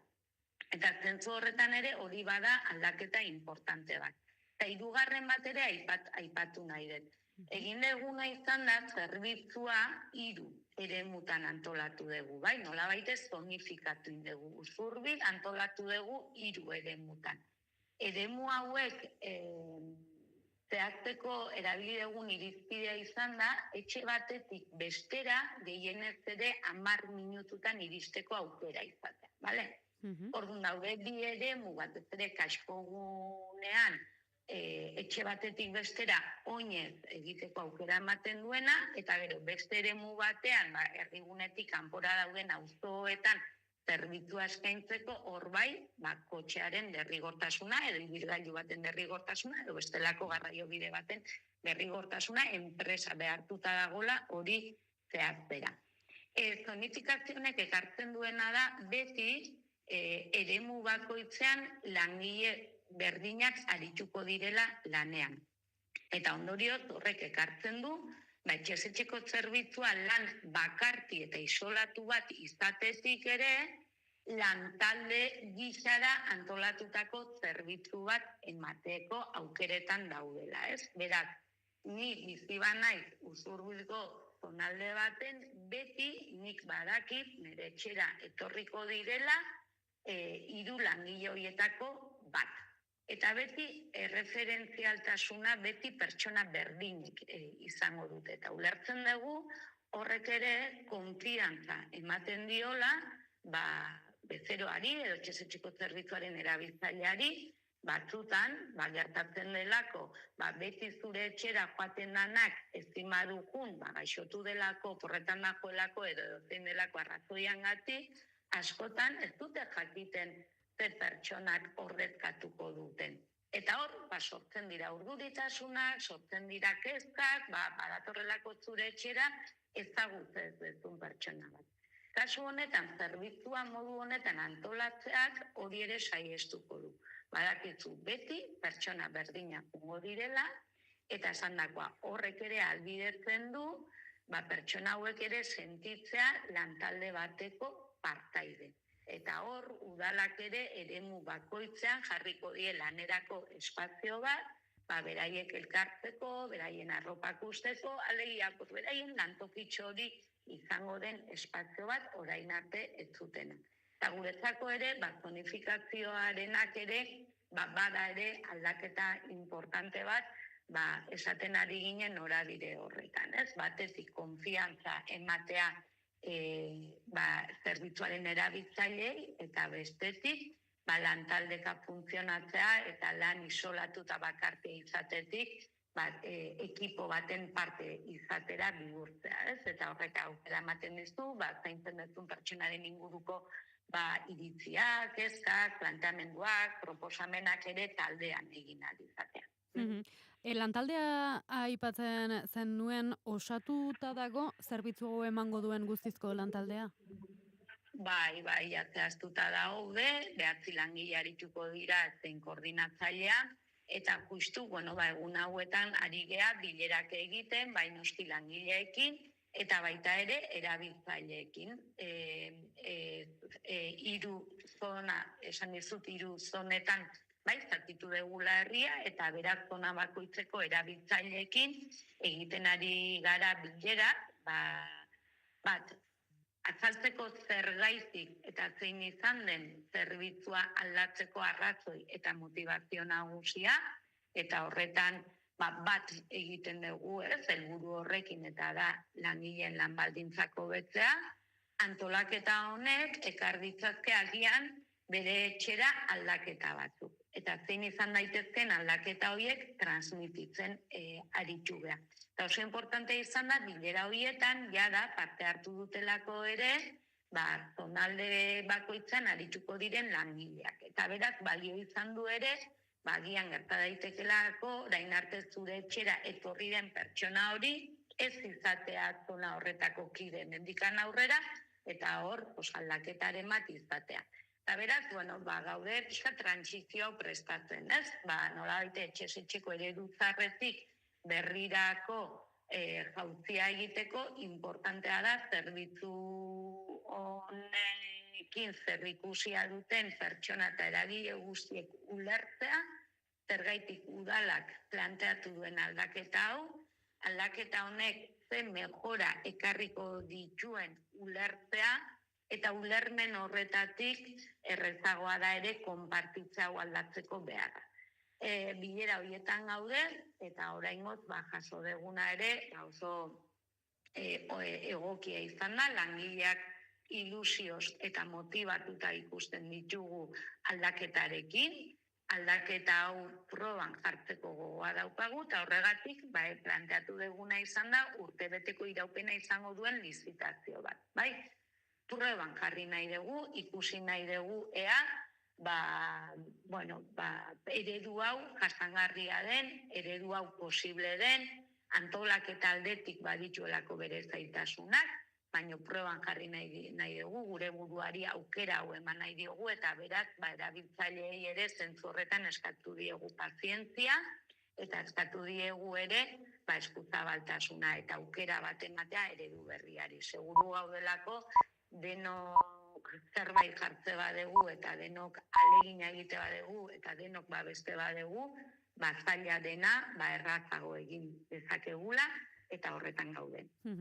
Guzti honekin geldituko gara, Gurtzane Solaberrieta, mila esker, Naiz Irratian izategatik, eta hurrengora arte. Zuei, aukera hau emateagatik. Informazioaren aria, Naiz Irratia.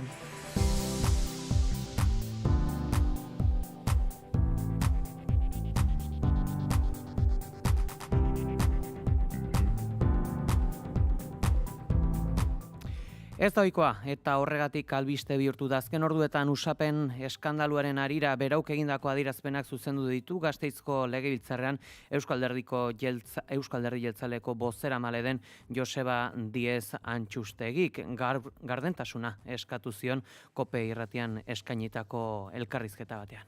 Al rector hay que pedirle transparencia, es que no sabemos quién conforma el tribunal, con qué criterios, así que le pedimos transparencia al rector. Egunon.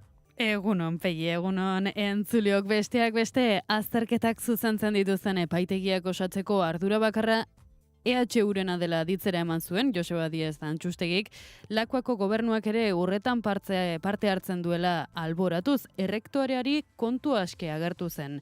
Etzela gardentasunez jokatzen ari aditzera emanez, eta zenbait datu bihurrituz, sare sozialetan idatzi du, atzoko elkarrizketan EHUko errektoreari buruz galdetu ziotenean etzela ondo azaldu, eta gauzak ez zirela esan moduan izan hanka sartu aitortu zuela, goizean barkamena eskatu diola pribatuan, baina zintzoak izateko uste duela modu publikoan ere egitea bidezkoa dela. Orain, atzera egin du, baina nabarmendu behar da bera ez dela, ildo beretik kritika abiatu duen EAJko ordezkari bakarra. Begoña Pedrosa Lakuako hezkuntza arloko sailburuak ere egin zuen non eta legebiltzarrean gainera azterketak zuzentzeko irizpideak, tartean akats ortografiko eta gramatikalak puntuazioa jaistearena, estatutik datozela ezkutatzen ari da zenbait adierazpenetan erantzukizun osoa EHuri leporatzeko saiakera horretan. Hauek aipatuta egunaren nondik norakoetan murgildu beharra dugu ere, bada nabarmentzeko jazueraren bat? Egunon Pegi, egunon entzule guztiei baita ere, eta eguna bete-betea datorkigu, asteko Parisera begira izango gara, egunean zehar Pariseko Deia auzetegiak Josu Urrutiko etxearen auziaren epaia emango du eta aldaketarik ezean. Fiskalak eskatuta onartu egin zen jada, Espainiaratzeko agindua, 1987ko Zaragozako Guardia Zibilaren kuartelaren aurkako atentatuan zerikusia izan zuelakoan, baina epaiketak propio Parisen jarraitzen zuen eta bertanetako buruzagi gisa izandako rola ari dira epaitzen zehazki. Elkarretaratze hirukoitz baitere aipatzeko gaur Euskalgintzaren kontseiluak deituta elkarretaratzeak deitu direlako eguerdiko 12etan Bilbo, Donostia eta Gasteizko EHUren kampusetan Euskara eta literatura 2 usapeko azterketan 0 edo nota oso basuak atera zituztenen notak matrikulatzeko garaian bertan behera utzi ostean hainbat epaieren aginduz. Hain zuzen ere Euskararen aurkako oldarraldian kokatzen du Euskalgintzak azterketa gainditu zuten milak eta milak ikasleren eskubideak urratu ditzakeen mugimendu judiziala. Bestalde uztaila abiatu dugun honetan dagoeneko argitaratuta egongo dira edo argitaratzekoak ekainari dagozkion langabeziaren datu eguneratuak. Usapeko aipatu dugu, hezkuntzan ere sartuko gara, politikan lehen aipamena etxera begirakoa dugulako, aurki izango baitugu saio honetan Begoña Pedrosa Lakuako hezkuntza sailburua.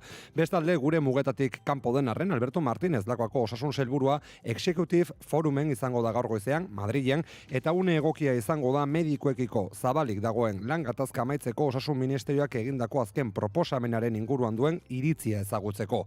Orain arte oso kritiko izan delako Monika Garziaren ministerioarekin. Iruñean berriz 11 laurden gutxietatik aurrera Fernando Domínguez osasun kontseilariak eta osasun bideko osasun zerbitzuko kudeatzaileak 2026ko San Fermin jaietako osasun dispositiboaren bileran parte hartuko dute. Bide batez San Ferminak ateioka ditugula Iruñerriko hainbat erakunde eta kolektibok prentsaurreko egingo dute gaur ere iazko San Ferminetan jasandako errepresioa salatzeko 11:30 izango da. Pizkat lehenago 10:30 Laben agerraldia dugu Iruñean bertan lan istripu larrien aurrean bide penala aktibatuko duela iragartzeko eta zehazki Aranoko enpresa baten aurkako lehen kasua ezagutarazteko orain tramitera onartu dena. Ekonomian laboral kutxak 10:00 aurkeztuko du Euskal Ekonomiari buruzko azken txosten eguneratua eta kiroletan gaur arratsaldean aurkeztuko da larun batean abiatuko den turra. Bartzelonan lehen 3 etapak Kataluniako lurretan izango dira eta azken unean osasun arazoak tarteko tamalez Mikel Landa eta Pello Bilbao erori zaizkigu, baina Jon Izagirre, Alex Aranburu edota Xabier Mikel Azparren ahalko ditugu animatu. Eta kulturan amaitzeko Pelli Donostiako fantasia eta beldurrezko zinemastearen aurkezpen espero dugu Donostiako Biklaben goizeko 10:00. Badago zer esana beraz, eskerrik asko bai. Eguraldia eta trafikoa naiz irratian. Errepideei dagokienez alba, badugu aipatu beharreko jazueraren bat?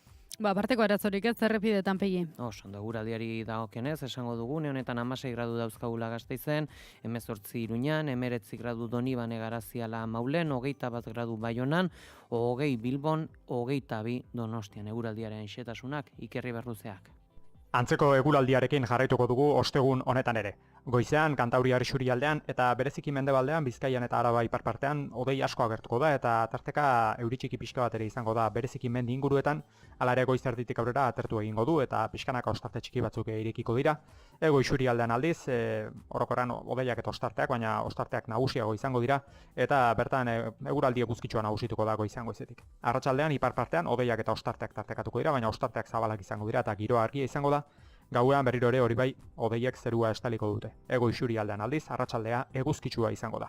Iparraizeak joko du beste egun batez jarraian, arratsaldean biziago eta bolada zakarrak utziz bereziki Nafarroa erdi eta egoan, temperatura minimoak antzeko baloretan jarraituko dute, 15 eta 20 gradu bitartean errendituz, maximoak aldiz gora ingo dute, iparpartean 22 eta 25 gradu bitartean errendituko dira, eta ego isurialdean aldiz 24 eta 30 gradu bitartean, Temperatura maksimoetan freskoenak kostaldean neurtuko dira, altuenak aldiz herriberan. Informazioaren aria.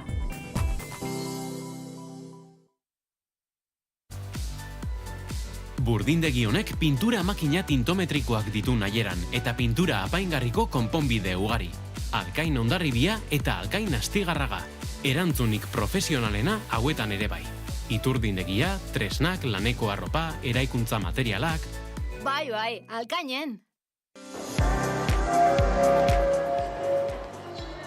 Aurtengo udan oporretara zurekin goaz, egin isele arpidetza naizen eta kabinako maleta bat edo motxila bat jasoko duzu opari. Ez galdu aukera, zoazen lekura zoazela, iraman naiz zurekin eta jaso une oro informazio fidagarriena. Kontsultatu baldintzak naiz.eusen.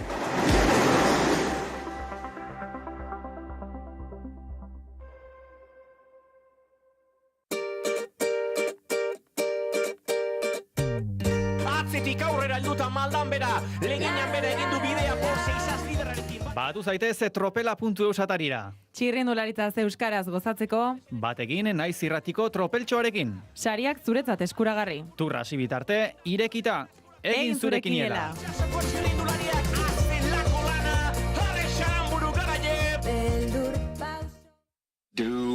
Egunon! Egunon! Prest uda ziraragarri bat pasatzeko? Noski baietz, festarik festa ibiltzeko gogotxu. Baina nire motxorekin egon nahi bet. Ez... Ai... Zalantzarik baduzue, galdetu orain. Baina noiz itzuliko gara etxera, nik amarekin egon nahi dut. Eta txosnak? Non dago txosnagunea? Noiz joango gara etxera. Ufa, haze uda datorkidana gainera hiru hauekin. Uda honetan ere, zauden tokian zaudela, naiz irratian, konpainiari konena egingo dizugu. Asteleenetik ostiralera, goizeko 9:00 hasita, kosta ala kosta. Naiz irratia, fresko. Kultura eta hizkuntza politika sailak, hizkuntza politikarako sailburu ordetzak diruz lagundua.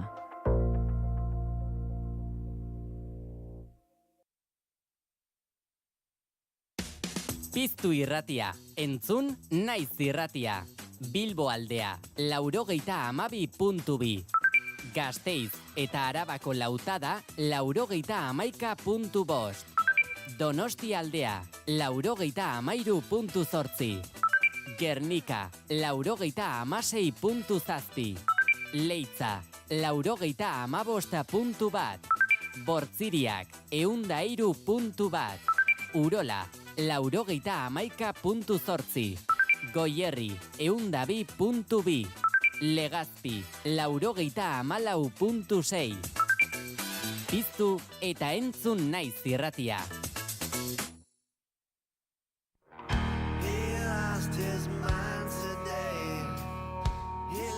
Kaixo, Iskandar Fernandez naiz eta gaur egungo gitarren soinuak ezagutzera gonbidatu nahi zaituztet. Orain entzuten, larun batero arratsaldeko 5:00 naiz irratian, eta ondoren nahieran, webgunean eta podcast plataformetan. Eta saio honetan, gaur egungo musikan zentratuko bagara ere, noizbehinka, jarraian entzungo dugun klasikoak ere entzungo dituzu.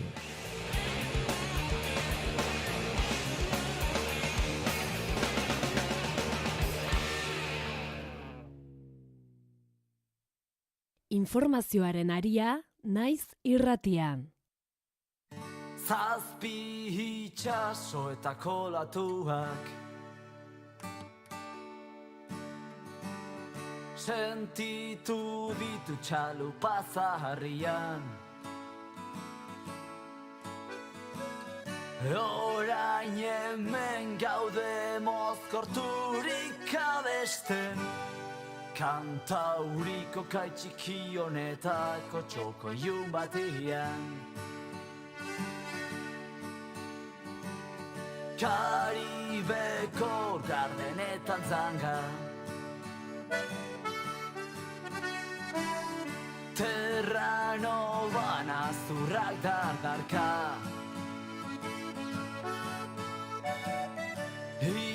Mas milak asko baina ez naiz iritsi Itxasoa eta zerua batzen dire marraotara Ez aldakizu arnasa falta zaidala Errekan gora noan bakotzian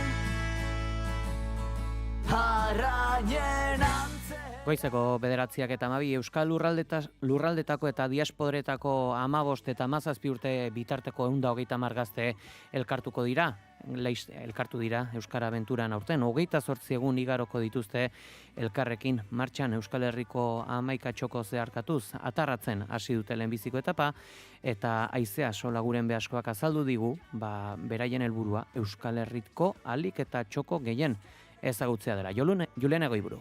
Atarratzen hasiko dute 28 etapetako ibilbidea. Egunero 17 eta 20 kilometro artean egingo dituzte oinez.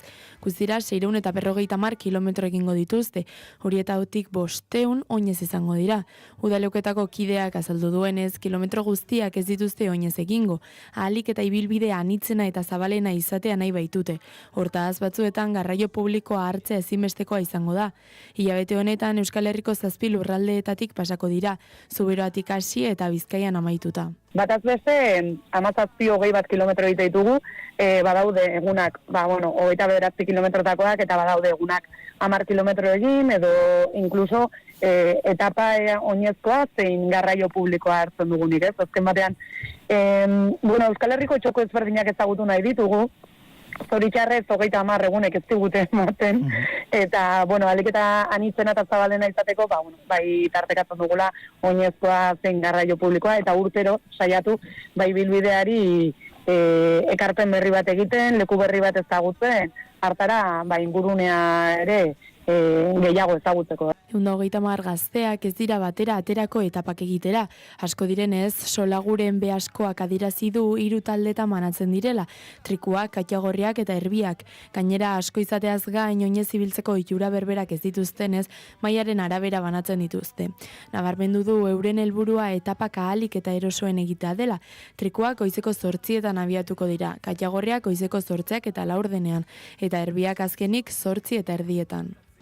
Bataz beste, 17-20 kilometro egite ditugu, badaude egunak, 29 kilometrotakoak eta badaude egunak 10 kilometro egin, edo inkluso etapa oinezkoa zein garraio publikoa hartzen dugunik, ez? Azken batean, Euskal Herriko txoko ezberdinak ezagutu nahi ditugu, zoritxarrez 30 egunek ez digute ematen, eta, alik eta anitzena eta zabalena izateko, bai tartekatzen dugula oinezkoa zein garraio publikoa, eta urtero saiatu, bai bilbideari ekarpen berri bat egiten, leku berri bat ezagutzen. Udalekuetara aurkezten diren gazte guztiak ezin izaten dute joan.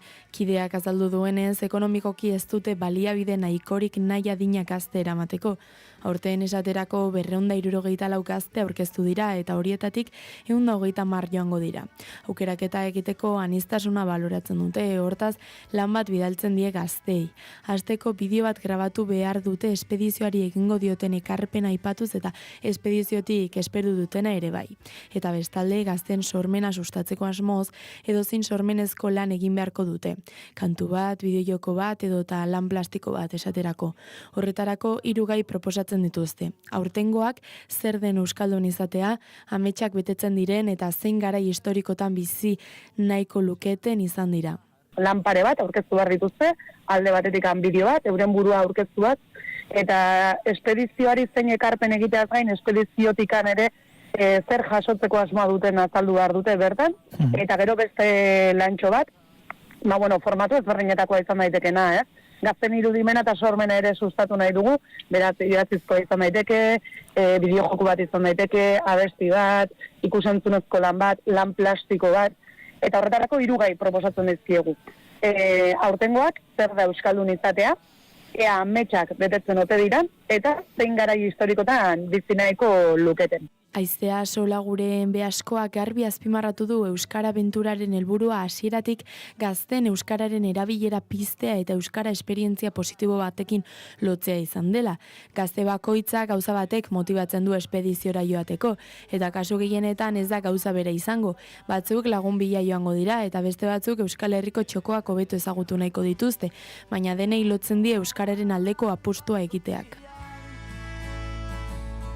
Arrainen antzera itota itxasotik apartatzian harrapatu gaituzte tabernako argiak marinel bakartion bizi modu tristia kamareroak taraizo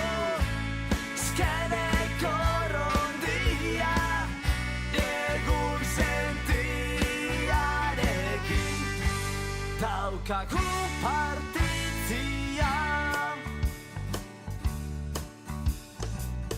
portuetako lamien jura marrazo gozetien ozkada lapurtutako bihotzatik txikiak dauzkat itxaslabari juret ozeano azpian ez naiz txintxo berkatu gabia etxean nahi duten printzipia infernuko ateak zabaldu arte itxasoari zordiot bere gorpuzta izatia ez aldakizu arnasa falta zaidala errekan gora noan bakoitzian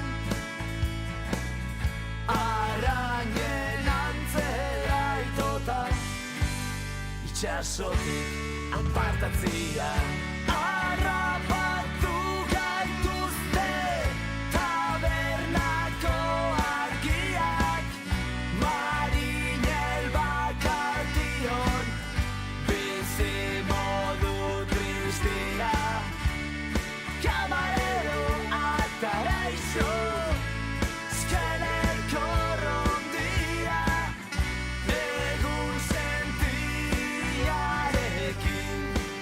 daukagu partitzia harrapatu gaituzte tabernako argiak marinel bakartion bizi modu tristia kamarero ataraizo zkener korrondia egun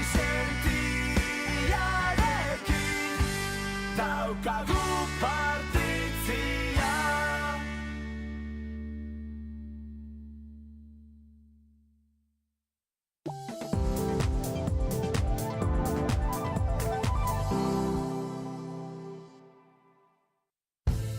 Hitz berdeak, Jose Azurmendi.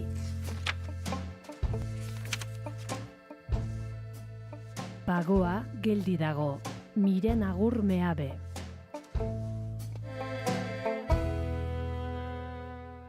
Bat. Pagoa geldi dago bidearen ertzean. Ezin du konprenitu nire presa bidean.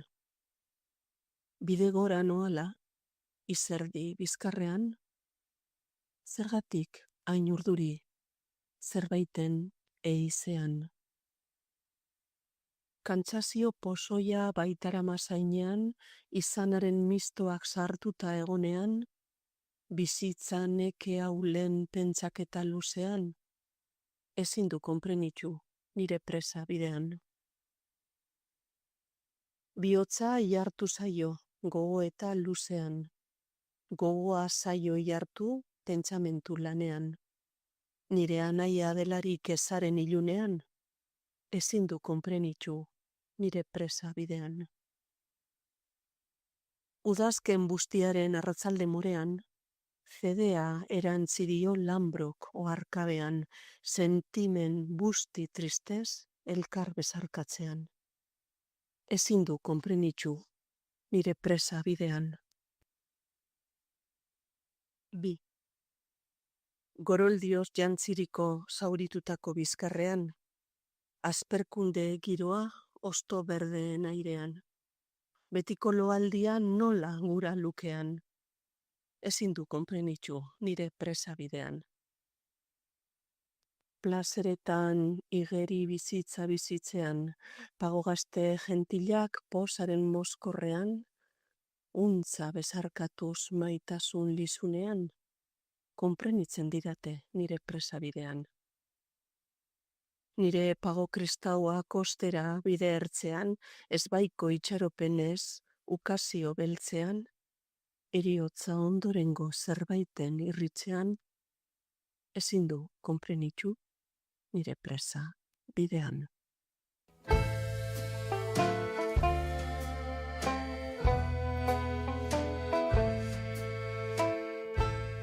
Susa argitaletxeak Jose Azurmendiren heriotzaren ostean argitaratutako Hitz berdeak audio liburutik.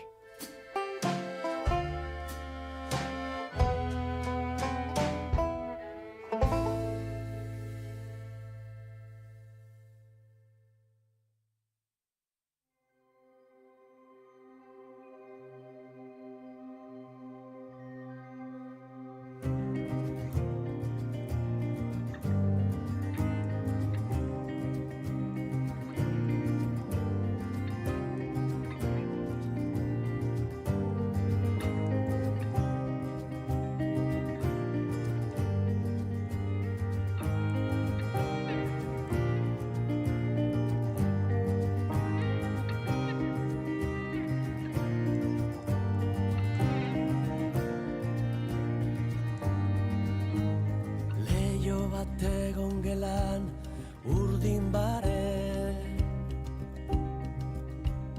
haizeak zabaldu du parez pare, umeak ta zaldiak esna daude, sukaldean ahotsak esna daude, etorriko zaren esan gabe. Nor zaren, zer zaren, on zauden, jakin gabe. Zoaz diozu zoaz, egin alde. Otsaia da loreak esna daude.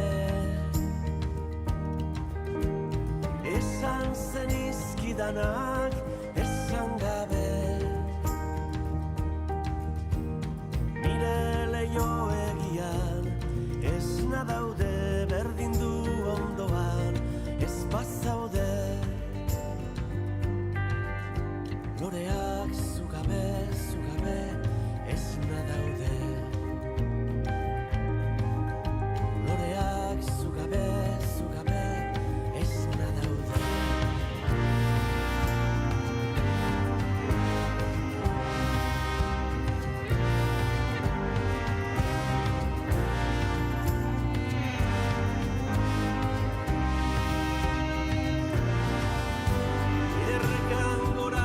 Igortzen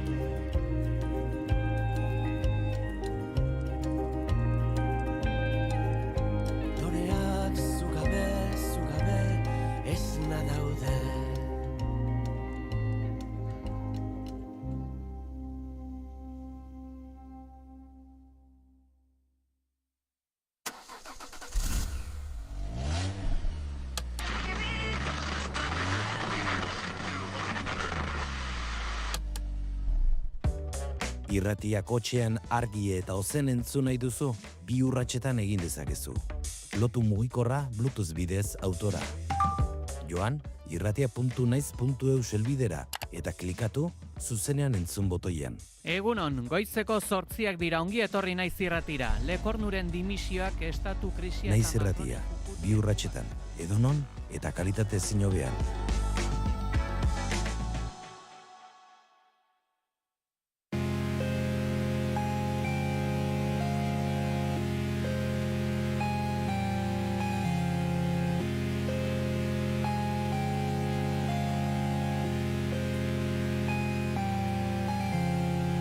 Estaliak, mendiak, oinputak travestiak, espetxetako atarian hortzak bitiak, estuburniak, estensiolikra harriak, lesbia buena otatik justizia egiak. Aman unote da, amonan unote da, etxe batzuen beroa junda eta ez dakit nora, eta ezin gogora, zaiegia gogora, barrura kontatzen bada kantatzeko gukora.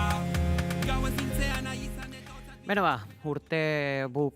ikasturte bukaerare heltzen da gure irratsaioetara, eta zehazki, Oroimenaren geltokia podcastarentzat ere, azkeneko saioa izan genuen aste honetan. Bertan, Joseba Siron, Iruñeko alkate izan dute gonbidatu, eta Maria La Espada historialariari esan dio, gehiengo nahikorik ez izatea dela traba nagusia oroimen historikoan aurrera egiteko.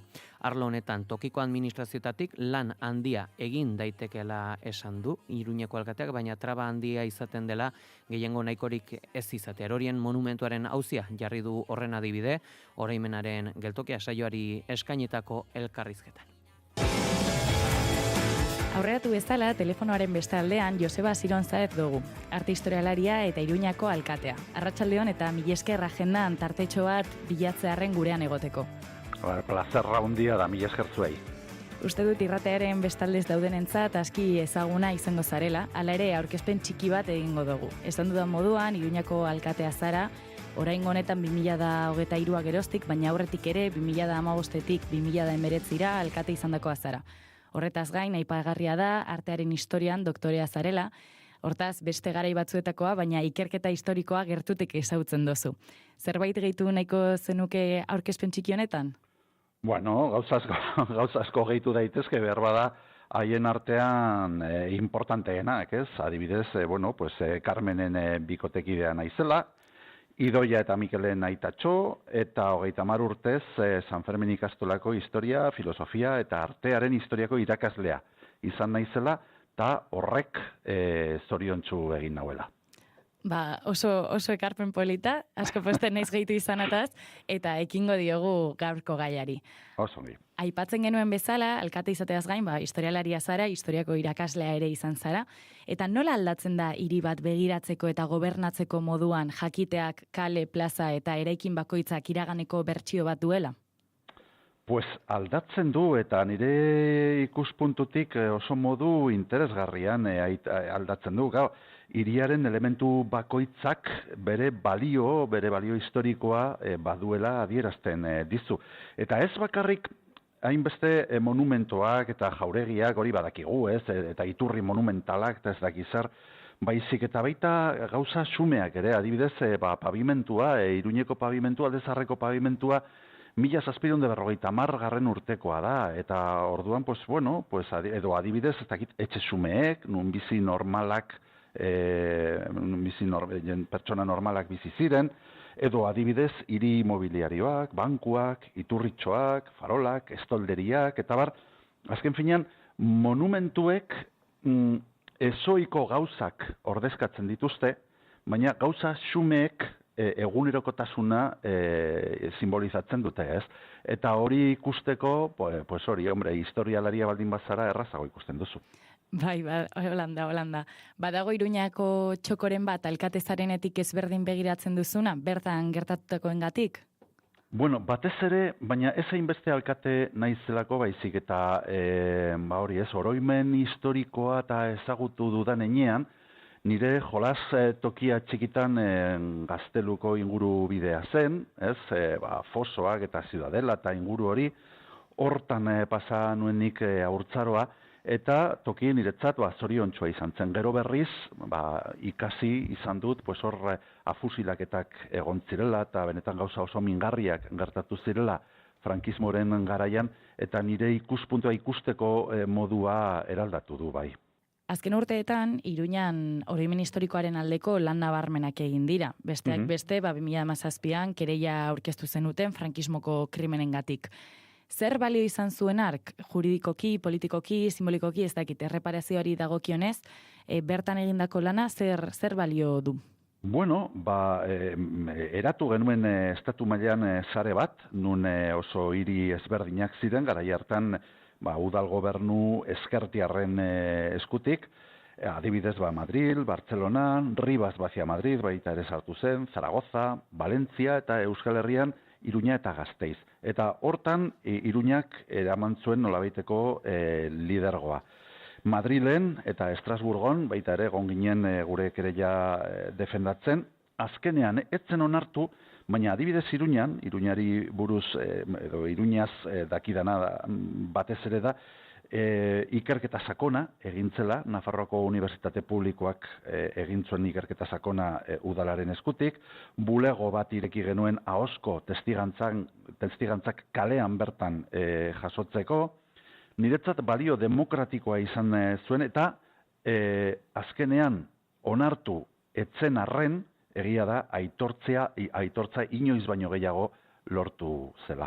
Bai, ibilbide juridikotik aratago, erreparazio ekimen bat izan zela esan genezake. Hori da. Eta hemen Iruñan adibidez, nupen eskutik egin genuen lana, benetan oso baliagarria izan zen. Benetan dimentsioa emateko eta jakiteko adibidez, hori Iruñan bakarrik 309 erail egon zirela gerra fronterik izan gabe. Orduan gauza horiek ikasi genituen momentu horietan. Bai, benetan zenbaki gordinak, ezta? Bai. Oroimen historikoan eta Iruñan pentsatzerakoan erorien monumentua datorkit burura. Bai. Eraikin hau polemiken iturri da azken urteetan, badira ura erastearen aldekoak direnak eta eraikuntza baliatuz esan nahi berri bat eman nahi diotenak. Zein da zure iritzia?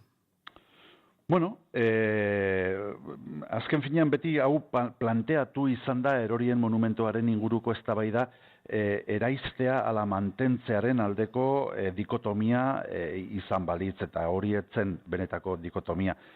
Benetako aukerak ziren eraldatzea ala deus ez egitea. Eraistea etzen momentu horretan aukera bat izan, gehiengo politikoaren faltagatik. Bai udalean, baita parlamentuan ere. Udaletxean, adibidez udalaren barruan, aurrekontua ateratzeko, esan nahi dut, eraisteko aurrekonturik ezin genuen aurrera atera, gehiengo faltagatik, baina eske gainera, eraitsi baino lehenago, eraikinak zeukan babes legala deuseztu behartzen. Eta hori parlamentuan egiten da, eta parlamentuan ere gehiengo politikorik ez genuen. Azkenean, eutxi genion aukera errealari, eta hori zen, eraikina eraldatu, eta, nire ustez gauza oso ona egiteko. Da, fascismoa goraipatzeko elementua, kasu honetan eraikina, fascismoa salatzeko elementua bihurtzea. Ez hori niretzat importantea da. Horretarako adituen batzordea erabaki zuen ze edukia eman altzaion horri, eta bere erantzuna izan zen memorial bat egin altzela, ez giza eskubideak goraipatzeko elementu edo memoriala, eta memorial horren lehen elementua izango zen eraikina bera, baina hori bai eraldatua. Eta nola eraldatu? Arkitektura lehiaketa baten bitartez. Nun, gainera, prozesu parte hartzaile bat txertatuko dugun. Beraz, benetan errealak ziren posibilitateen artean aukeratu genuen nire ustez hoberena.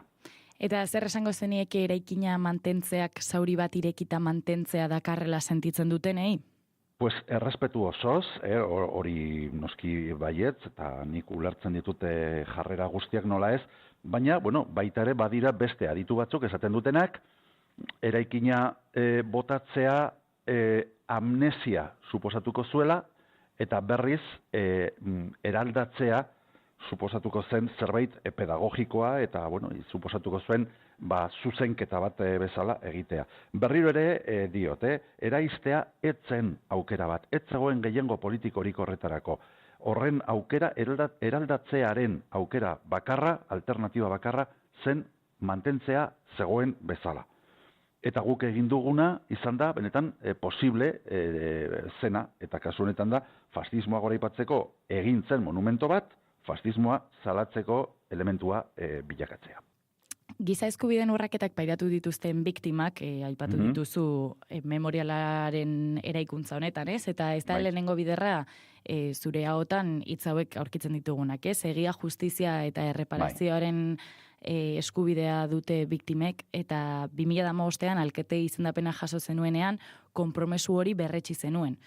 Guk, historialariok, egia hori bilatzearen alde gabiltza lanean, eta 3 pilare horietatik lehenengoari heltzen diogu.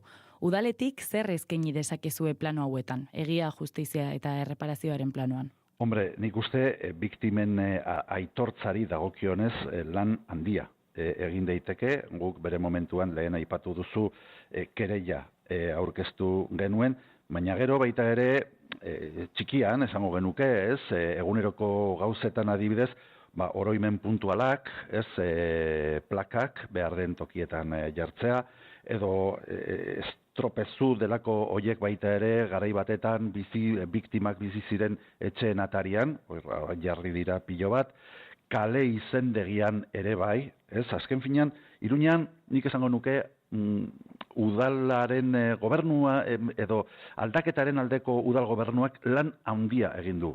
Lehenengo eta behin konbentzituta geundelako. Eta bigarrenik, gu baino lehenago eskuina bakarrik egontzelako gobernuan eta horiek deus ez zutelako egin.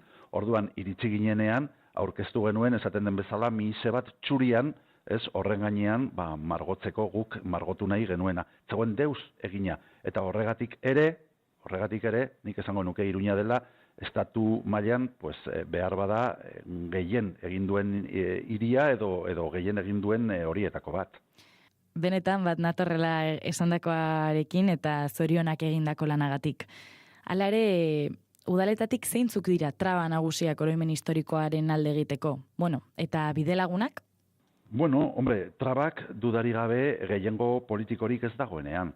Hemen Iruñeko udalean PSN-erekin, sozialistekin, badugu gehiengoa gauza asko egiteko eta gauza asko egin ditugu kale izendegian eta plakak eta oroimenak jartzerakoan.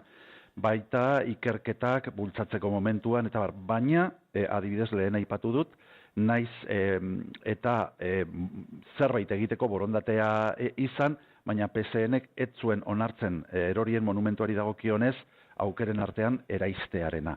Eta orduan, kasu horretan, adibidez, gehiengo politikoak, traba bat suposatu zuen gehiengorik ez izateak. Aldekoak, hombre, nik esango nuke udalak, badirela, esango genuke, hiritarrengandik gertuen dauden instituzioak, eta horrek ahalbidetzen dizu, adibidez, jendeari eta jendearen sentsibilitatea hobeto entzutea, edo, adibidez, memoria historikoaz arduratzen diren kolektiboekin lan egitea. Eta Iruñatik aldendu zapur bat, baina instituzioek duzuen zeregina aipatuz, galdetu nahi nizun ea tokiko administrazioetatik zer egin aldu zuen oroimen historikoaren defentsan, eta ea bermeak dauden lan horiek aurrera eramateko, edo alkatea zein udaltaldearen ondo beharraren esku geratzen den guztia. Lan handia egin daiteke udaletatik, Adibidez, tokian tokiko izenak berreskuratu, biktimen izenak berreskuratu, esan nahi dut, zabaldu, ezagutarazteko, askotan ahaztu direlako eta pertsona ahaztuak izan direlako hamarkadetan zehar, memorialekuak identifikatu, seinalatu, artxiboak ireki edo sortu, guk egin genuen bezala, ikerketak bultzatu, guk Nafarroako Unibertsitate Publikoarekin egin genuen bezala, omenaldiak, errekonozimenduak, eta beste gauza bat oso importantean nire ustez, eta baita ere udaletatik egin daitekena da belaunaldi berriei divulgazioa. Hori iruditzen zait baita ere oso importantea. Noski, horretarako behar dira baita ere tresnak, ez? Behar da borondatea, behar da sentsibilitatea, gehiengo politikoa, berriro ere lehen esaten genuen bezala, eta oso importantea jarraikortasuna. Honi eman behar zaio jarraikortasuna, eta ez frankotiradore batzuen lana momentukoak izatea. Ez jarraikortasuna eman behar zaio baita ere denboran. Eta zelan eman alzaio jarraikortasuna pedagogia edo divulgazio lan haueri? Udaletatik badituzu eskumenak hezkuntzan edo bestelako saietan inzidualizateko honetan? Bueno, guk adibidez, hemen udala bezala egin ditugu unitate didaktikoak, adibidez, eskoletan erabiltzeko. Eta egia guk heziketa mailan ez dugula, eskumenik, ez dugula, aukera gehiagirik, baina bai divulgazioari dagokionez, guk adibidez, esan nahi dute oso ezberdina da, baina bere garaian egin genuen unitate didaktiko bat eskoletan lantzeko Iruñeko historiari buruz.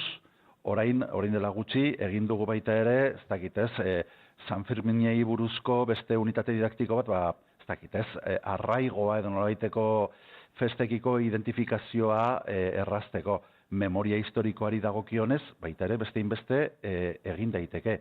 Naiz eta heziketa ez den udalen zeregina, baina egia da, norberaren historia eta baloreen divulgazioan bai egin daitekela.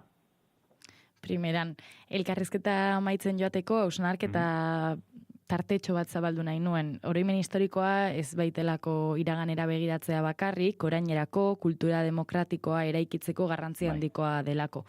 Hau kontuan hartuta, Iruñeko orainak ze ohartarapen egiten digu? Ze begirada dago iraganarekiko eta ze etorkizun ekarri? Iraganarekin hasiz, hortan ere historialaria naizela egite orden kronologikoak badu bere balioa.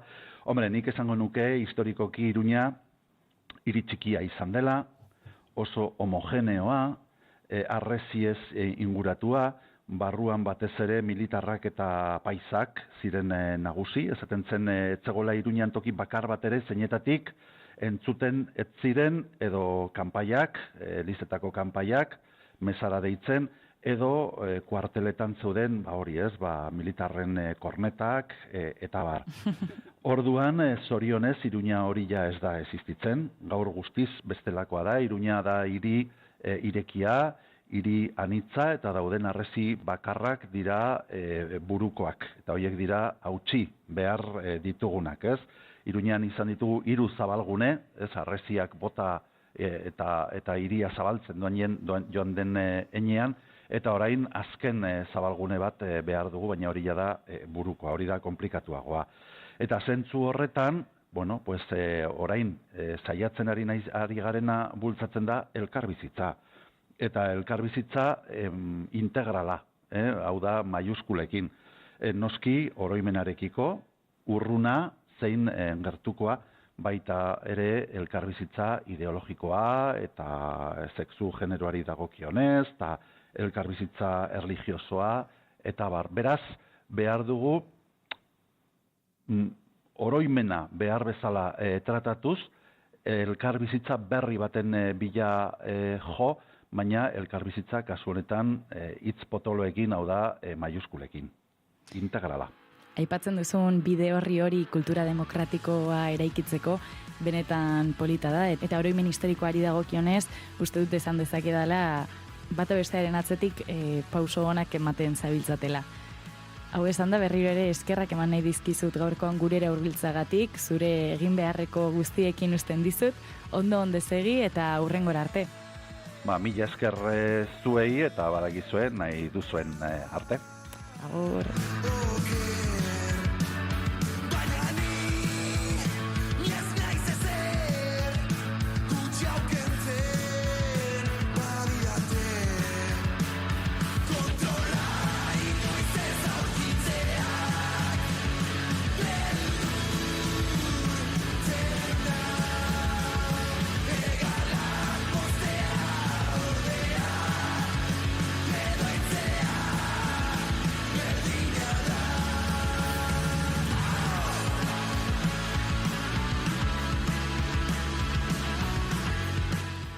Goizeko 10 gutxi pasata esango dugu ere aldaketa abiatu dela pilotari berezkoen munduan Ipar Euskal Herrian. 24 piloterietatik 19 Oarte Garai eta Mazarsek sortu duten Plekari elkartearekin ibiltzeko erabakia hartu dute.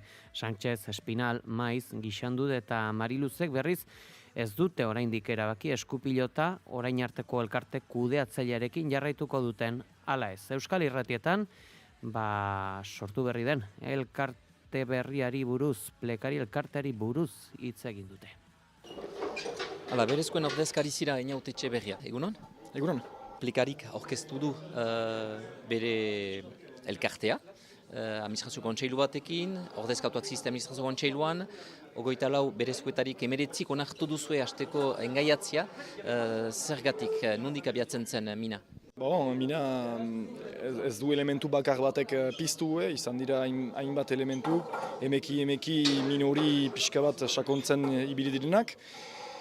Eta azkenan ez ditugu denak izendatuko, baina hor elkarte behiak erakusten duena, da gardentasun oso zibiliko direla, pilotaren munduko aktore guziekin lan egin nahi dutela, eta pilota aintzinera eraman nahi dutela. Eta pentsatzen dut jokolari guzientzat, konfiantzaz aritzea dela gauza importantariko bat.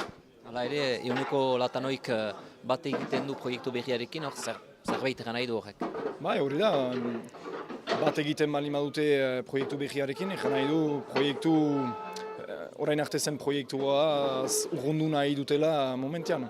Eta urrundu nahi dutenez, egan nahi du lehengo proiektuak gauzak ez dituela beti susentasun handiz egin. Beraz, orain proiektu berria hor da, dena da egitekoa ere, ez dugu jaten momentuko dena dela bikaina, baina dena da egitekoa, biapundu bat da, haiek jaten duten bezala denekin lan egin nahi dute, administrazio kontseilu horretan aktore guztiak direnez, bakotxak ukanen du bere hitza jateko. Egan nahi du, zuek pilotariek ukanen dituzuela bileku hori da? Hori da, pilotarietan izendatuak izanen dira ordezko batzu, eta gero pilotaren artean bilkurak egitean balimat ditugu elementu batzu aipatzeko edo gauza batzu aintzinean emaiteko, entzuna izateko tokia ukain dugu. Kezka nagusietarik bat egan duzue oartzen zineztela urtez urte gero eta jende gutio zirela trinketetan, bataz bestekoa dina etzela dogora zela, eganen dugu, biki geiteko, eta ere pilota ezartzeko eskual kulturaren erdian zu haurek egan duzu prentsa horrekoan, zer egan nahi zinuen? Oartzen gira orain arte etortzen den jendea, ala ere adin bateko jendea dela, eta geroari begira pilotak biziraun behar balin badu gazteria hurbildu beharko da trinketetara. Momentuan pilota ez da betere atraktiboa, pilotaren inguruan eginak diren gauza guziak pixka bat folkloretik hurbiltzen baitira. Eta guk gazteria eta euskal gazteria nahi balin badugu trinketetara ekarrazi, beharko da pilota berriz kulturaren barne eman. Nola, da tokiko jendearentzat partidak antolatzea, tokiko jendearentzat pilotaren inguruan eginak diren gauza guziak egitea, nola ez dakit, kontzertu batzu, euskara berriz zentroan emanez, eta pentsatzen dugu folkloretik urrunduko girela, eta berriz pilotak hartuko duela behar duen tokia euskal kulturan. Zu eskuarari atxikia zirela badakigu, senditzen duzu, horrate gara imazar bikoteak badura sentsibilitatea gai hori buruz adibidez? Bai, argiki egin ditugun bilkuretan euskararen tokia zer izanen zen galdetu genuen, eta biztan dena haiek idekidura hori dutela, beraz Patrik hemengoa da, Lionel ez da hemengoa, baina ikusiz Baionako masterreko txapeketan tolatzen duelarik zer toki ematen duen euskarari, idekia dela ikusten da, eta pentsatzen dut indar handi bat eginen dutela berriz horren dinamizatzeko. Eta gero pilotaren aktore guziak Euskal Herrian nahi ala ez hemengoa dira eta pilotarik ez ditzateke ezpalitze euskararik barnean. Einaut mil esker. Zuri. Kristofegi denek bateko lehendakaria, Elina pilota lehiaketaren antolatzaile, hortako zinen egun, pilota antolatzaile bezala, Plekari aurkeztua izan da eta errandu lehiaketetako antolatzailekin lan eginen dutela eta funtsian erakusten dute administrazio kontseiluan leku batzu emanez pilota antolatzaileek Hori zauzu gustatu zuri? Egan behar da gu antolaitzaileak gure koleiaketak bakarrik egiten ditugula.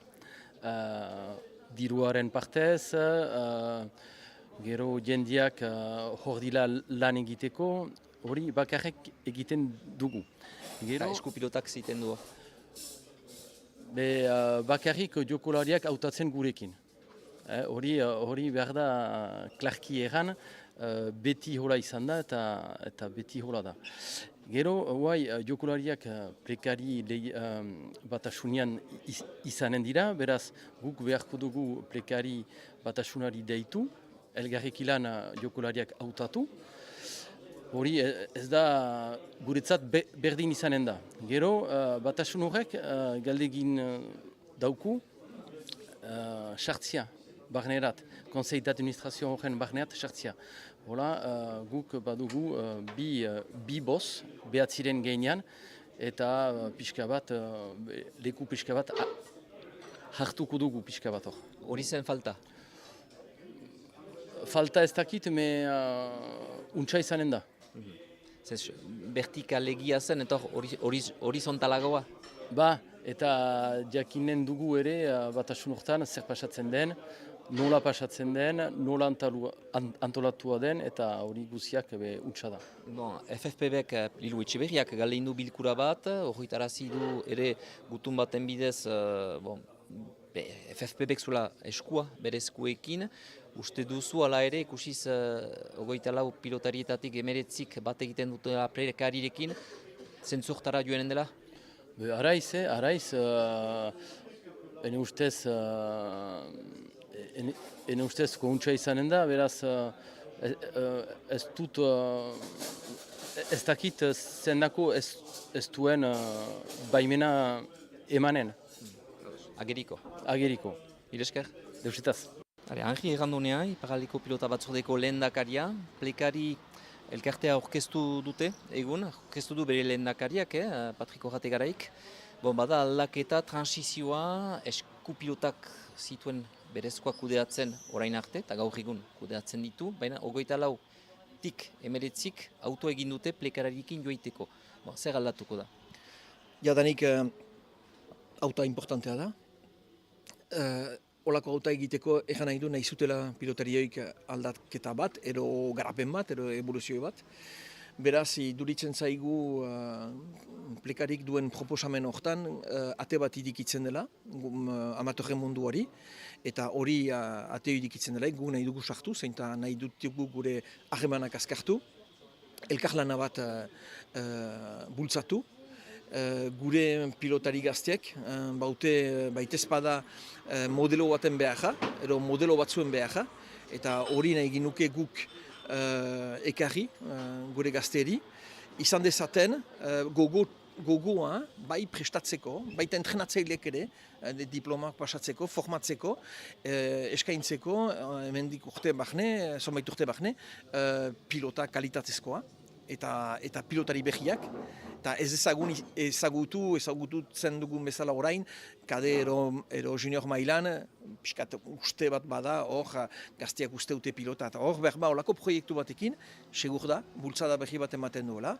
eta 19 pilotari batek batzuek segitzen bari maute, jana idu, ala ere, badela ahala handi bat, eta arrozoin handi bat, olako proiektu bat segitzea. Jakin dugunez, Lilu Etxeberriak FFPBko lehendakariak horretarazi nahi izan dio Patriko Rategarairi, FFPBek zuela man eskua, nunbait hor, hitzarmena ere bada esku pilotarikin gaur egun dionaz ez bakarrik Frantziako txapelketen tzat. Zer jo lukaiten aldu Iparraldeko pilota batzordeak hor, eta uste duzuia hitzarmenik gabe iten aldela, edo aterabide bat atxemanen dela, nola ikusten duzu?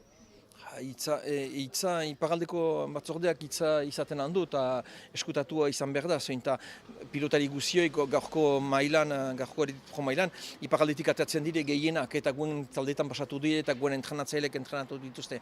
Beraz, iduritzen zait Iparraldeko pilota batzordearen itzia izigarri importantea dela, eta guk nahi duguna, da beraz, bultzada behia eman gure pilotari, amatorri baita arduraduneri, eta holako proiektu batek ekartzen du. Beraz, Frantses Federakuntzak nahi barimadu ondoko urtetan izan behar den kalitateko, goi mailako pilota, izan ez profesional mailan, amatorre mailan, beharko duguekin elkarlan bat ere eman eta proiektu hortan sortu. Uste duzu bilkura bat galde indu Liru Etxeberriak, eragile bat bano gehiagorekin. Bon, nunbait galditen du hori horretarazteko, pixkat badia autia ere, nola ikusten duzu?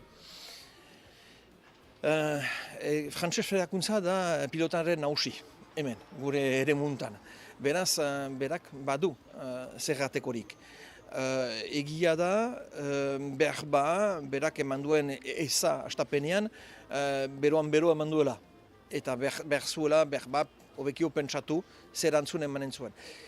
Horako proiektu batek behar ditu eragile eta antolatzegle guziak bahne izan. Eta Frantses Federakuntzak behar du hori izan. Nik zu dodarik etorriko dela. Pilotaren alde dena behar du parte hartu. Eta Frantziako Federakuntza pilotaren alde da. Esker. Esker zure.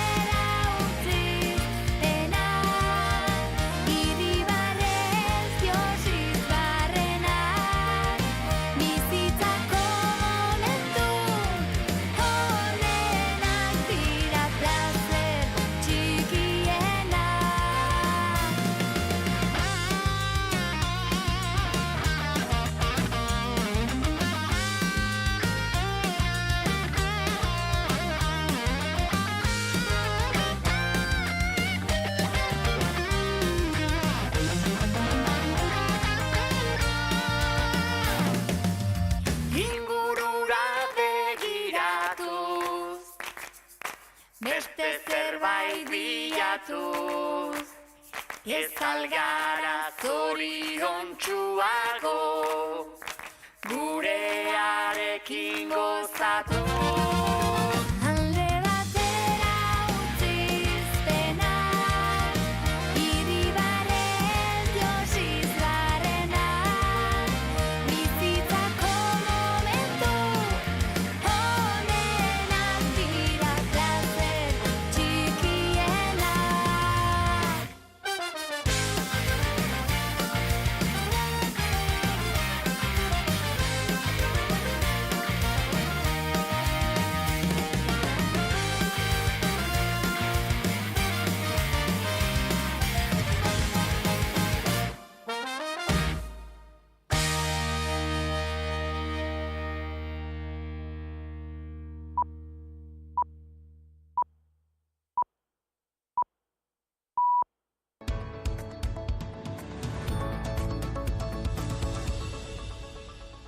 Goizeko 10 dira, Venezuela hondamendia eragin duen lurrikara bikoitzetik aste betera hildakoen kopuruak gorantz jarraitzen du eta dagoeneko aukerak oso eskaxak izan arren bizirik egon litezken biktimak erreskatatzeko azken saiakeran dabiltza erreskate taldeak. Egoi Belategi, egunon?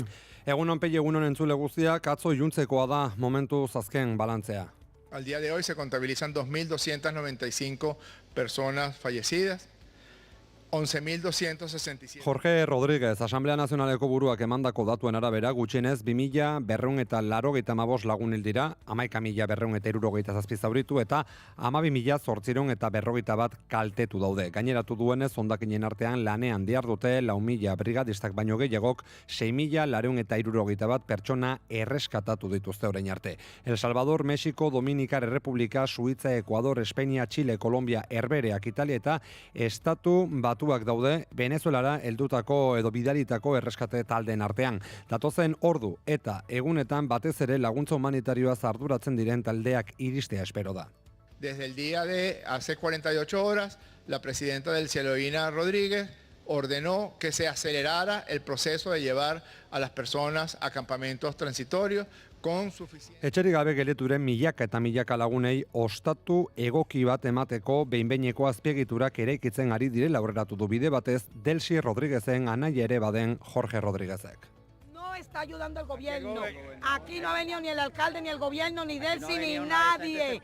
Aquí están ayudándonos la gente de afuera. De hecho, anoche llovió y nosotros tenemos toda la ropa, todos los enseres que nos quedaron mojados. Y los policías, los funcionarios que han mandado para acá en las AFP jasotako adierazpenak dituzu hauek, izan ere herritarren haserrea gorantz doa eta askok emakume honek bezala Venezuelako estatuaren falta salatzen dute. Bide batez geratu zaitezte etatu beldurgarri honekin Israelgo armadak egunero haur bat hiltzen baitu bataz beste su-etena indarrean izan arren. 274 egunetan 275 haur hil baitituzte. UNICEFek salatu duenez, doministiko egiteagatik ere hil ditzakete. Cisjordania ere ez da atzean gelditzen 251 haur hil baitituzte 2023ko urriaz geroztiek. Eta lan arloan datozen orduetan Tubos Reunidosera begira izango gara bereziki Sidenor eta Talgo enpresen presidente Jose Antonio Jainagak eta Tubacex enpresak antza denez Tubos Reunidos erosteko interesa agertu baitute enpresaren datuak eta zifrak eskuratzea eskatu dute benetan nola ote dauden egiaztatzeko. Atzo argitaratu zuen ustezko interes honen inguruan El Correo egunkariak. Eta kontsultaldian akordiorik gabe aipatu behar baita ere egun berean jakin genuela Tubacexek aldi baterako enplegua erregulatzeko espediente bat aplikatuko duela Laudioko eta Amurreko lantegietan 230 langileri eragingo diena 2027ko uztailaren 7tik otsailaren 28ra. Horretarako argudioa zein den? Ekialde Hurbileko egoera gatazkatsua eta Hormuzeko itsasartea itxita egon izana, baina gogora ekartzea ahula den arren indarrean dela Estatu Batuen eta Iranen arteko memoranduma eta honen baitan zabalik egon badagoela Hormuz. Eguraldia eta trafikoa naiz irratian. 10 minutu ditugunean bestalde, errepideak lasai ditugula baieztatzen du trafiko zuzendaritzak eta gaurko eguraldiaren berri Ikeri Barruzea Muruak emango digu. Antzeko eguraldiarekin jarraituko dugu ostegun honetan ere. Goizean Kantauriar isurialdean eta bereziki mendebaldean Bizkaian eta Araba iparpartean hodei asko agertuko da eta tarteka euri txiki pixka bat ere izango da bereziki mendi inguruetan, hala ere goiz erditik aurrera atertu egingo du eta pixkanaka ostarte txiki batzuk irekiko dira. Ego isurialdean aldiz, orokorrean hodeiak eta ostarteak, baina ostarteak nagusiago izango dira eta bertan eguraldi eguzkitsua nagusituko da goizean goizetik. Arratsaldean iparpartean hodeiak eta ostarteak tartekatuko dira, baina ostarteak zabalak izango dira eta giroa argia izango da. Gauean berriro ere hori bai, hodeiek zerua estaliko dute. Ego isurialdean aldiz, arratsaldea eguzkitsua izango da. Iparraizeak joko du beste egun batez jarraian, arratsaldean biziago eta bolada zakarrak utziz bereziki Nafarroa erdi eta egoan, temperatura minimoak antzeko baloretan jarraituko dute, 15 eta 20 gradu bitartean errendituz, maximoak aldiz gora ingo dute, iparpartean 22 eta 25 gradu bitartean errendituko dira, eta ego isurialdean aldiz 24 eta 30 gradu bitartean, temperatura maximoetan freskoenak, kostaldean neurtuko dira, altuenak aldiz herriberan. Guzti hauekin aldituko gara hoi, eskerrik asko. Gero arte. Eta joan aurretik beti bezala, bigarren kafeako kidak ere hemen dauzkagu, Inigo Asensio eta Goierira Ezeiza, egun on? Egunon. Egunon, Pelli, bagen nuen gogoa, zure hautsa bueltan entzuteko, baina egia esan, nik beste zerbait espero nuen. Zer espero zenuten ba, a ber, esan. Ui, zer espero zenun? Pelli hautsi gabe, pixkate arrastaka, baina ikusten dut oso sasoiko. A ber, onartu behar dut, gaur beste unetan bezain fresko, ez naizela ibili, hori ala da. Egia bore bila, hemen, gardenakara, gure entzulekin ere, baina, bueno, izango dugu denbora freskatzen juteko, naiz eta asteburu honetarako ere esaten duten sekulako berotzarra datorrela. Baina zuen saioari dagokionez zer, nolako kontuak aipatuko dituzue gaur? Denetarik izango duze Goiuri, zergatik begiratzen dio zorpegi horrekin. Ez. Hor kontrolatu zarelako Pelliria hautsak pixkat, zarte egin diola. Nik ez dut, ez zer esan. Ados. Bueno, Pelli, baguk, gaur, Goiuri, aberuz madrean. Pelli, hemen gabiltza arrastaka, elmugar iristeko gogoz, maratoiaren azken kilometroan. Justito esaten dena, baina era berean, eduki mordoarekin. Gaur itxasuan ariko gara, Atlantic Challenge International lehiaketaren bidez, haren inguruan hitz egiten, eta hanean txustegi etxarterekin, hartuko dugu kafetxoa.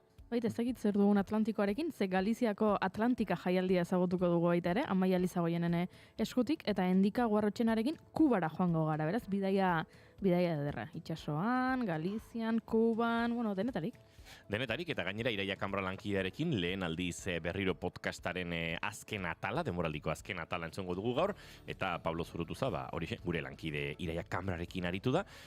Lehen aldiez, ez dakigu oso ondo musikaz, podcast gintzaz, irratiaz, sorkuntza bidez berdinak ditu Iraiak, eta gaur entzulek, goizeko 11:25 aurrera, entzun ahal izango dute. Adio, ongo era beraz, ea zer kontatzen duen Iraiak ere. Eskarrik asko, eta bihar, azkena, animo! Eskerrik asko Pelli eta entzunturra larunbatetik aurrera. Noski, ondo segi. Zaindu baino. Eta gure partetik besterik ez gaur esan beharrekoak esan da, goaz, bihar denboraldiko azken saioa. Ondo izan, aio! Naiz irratia.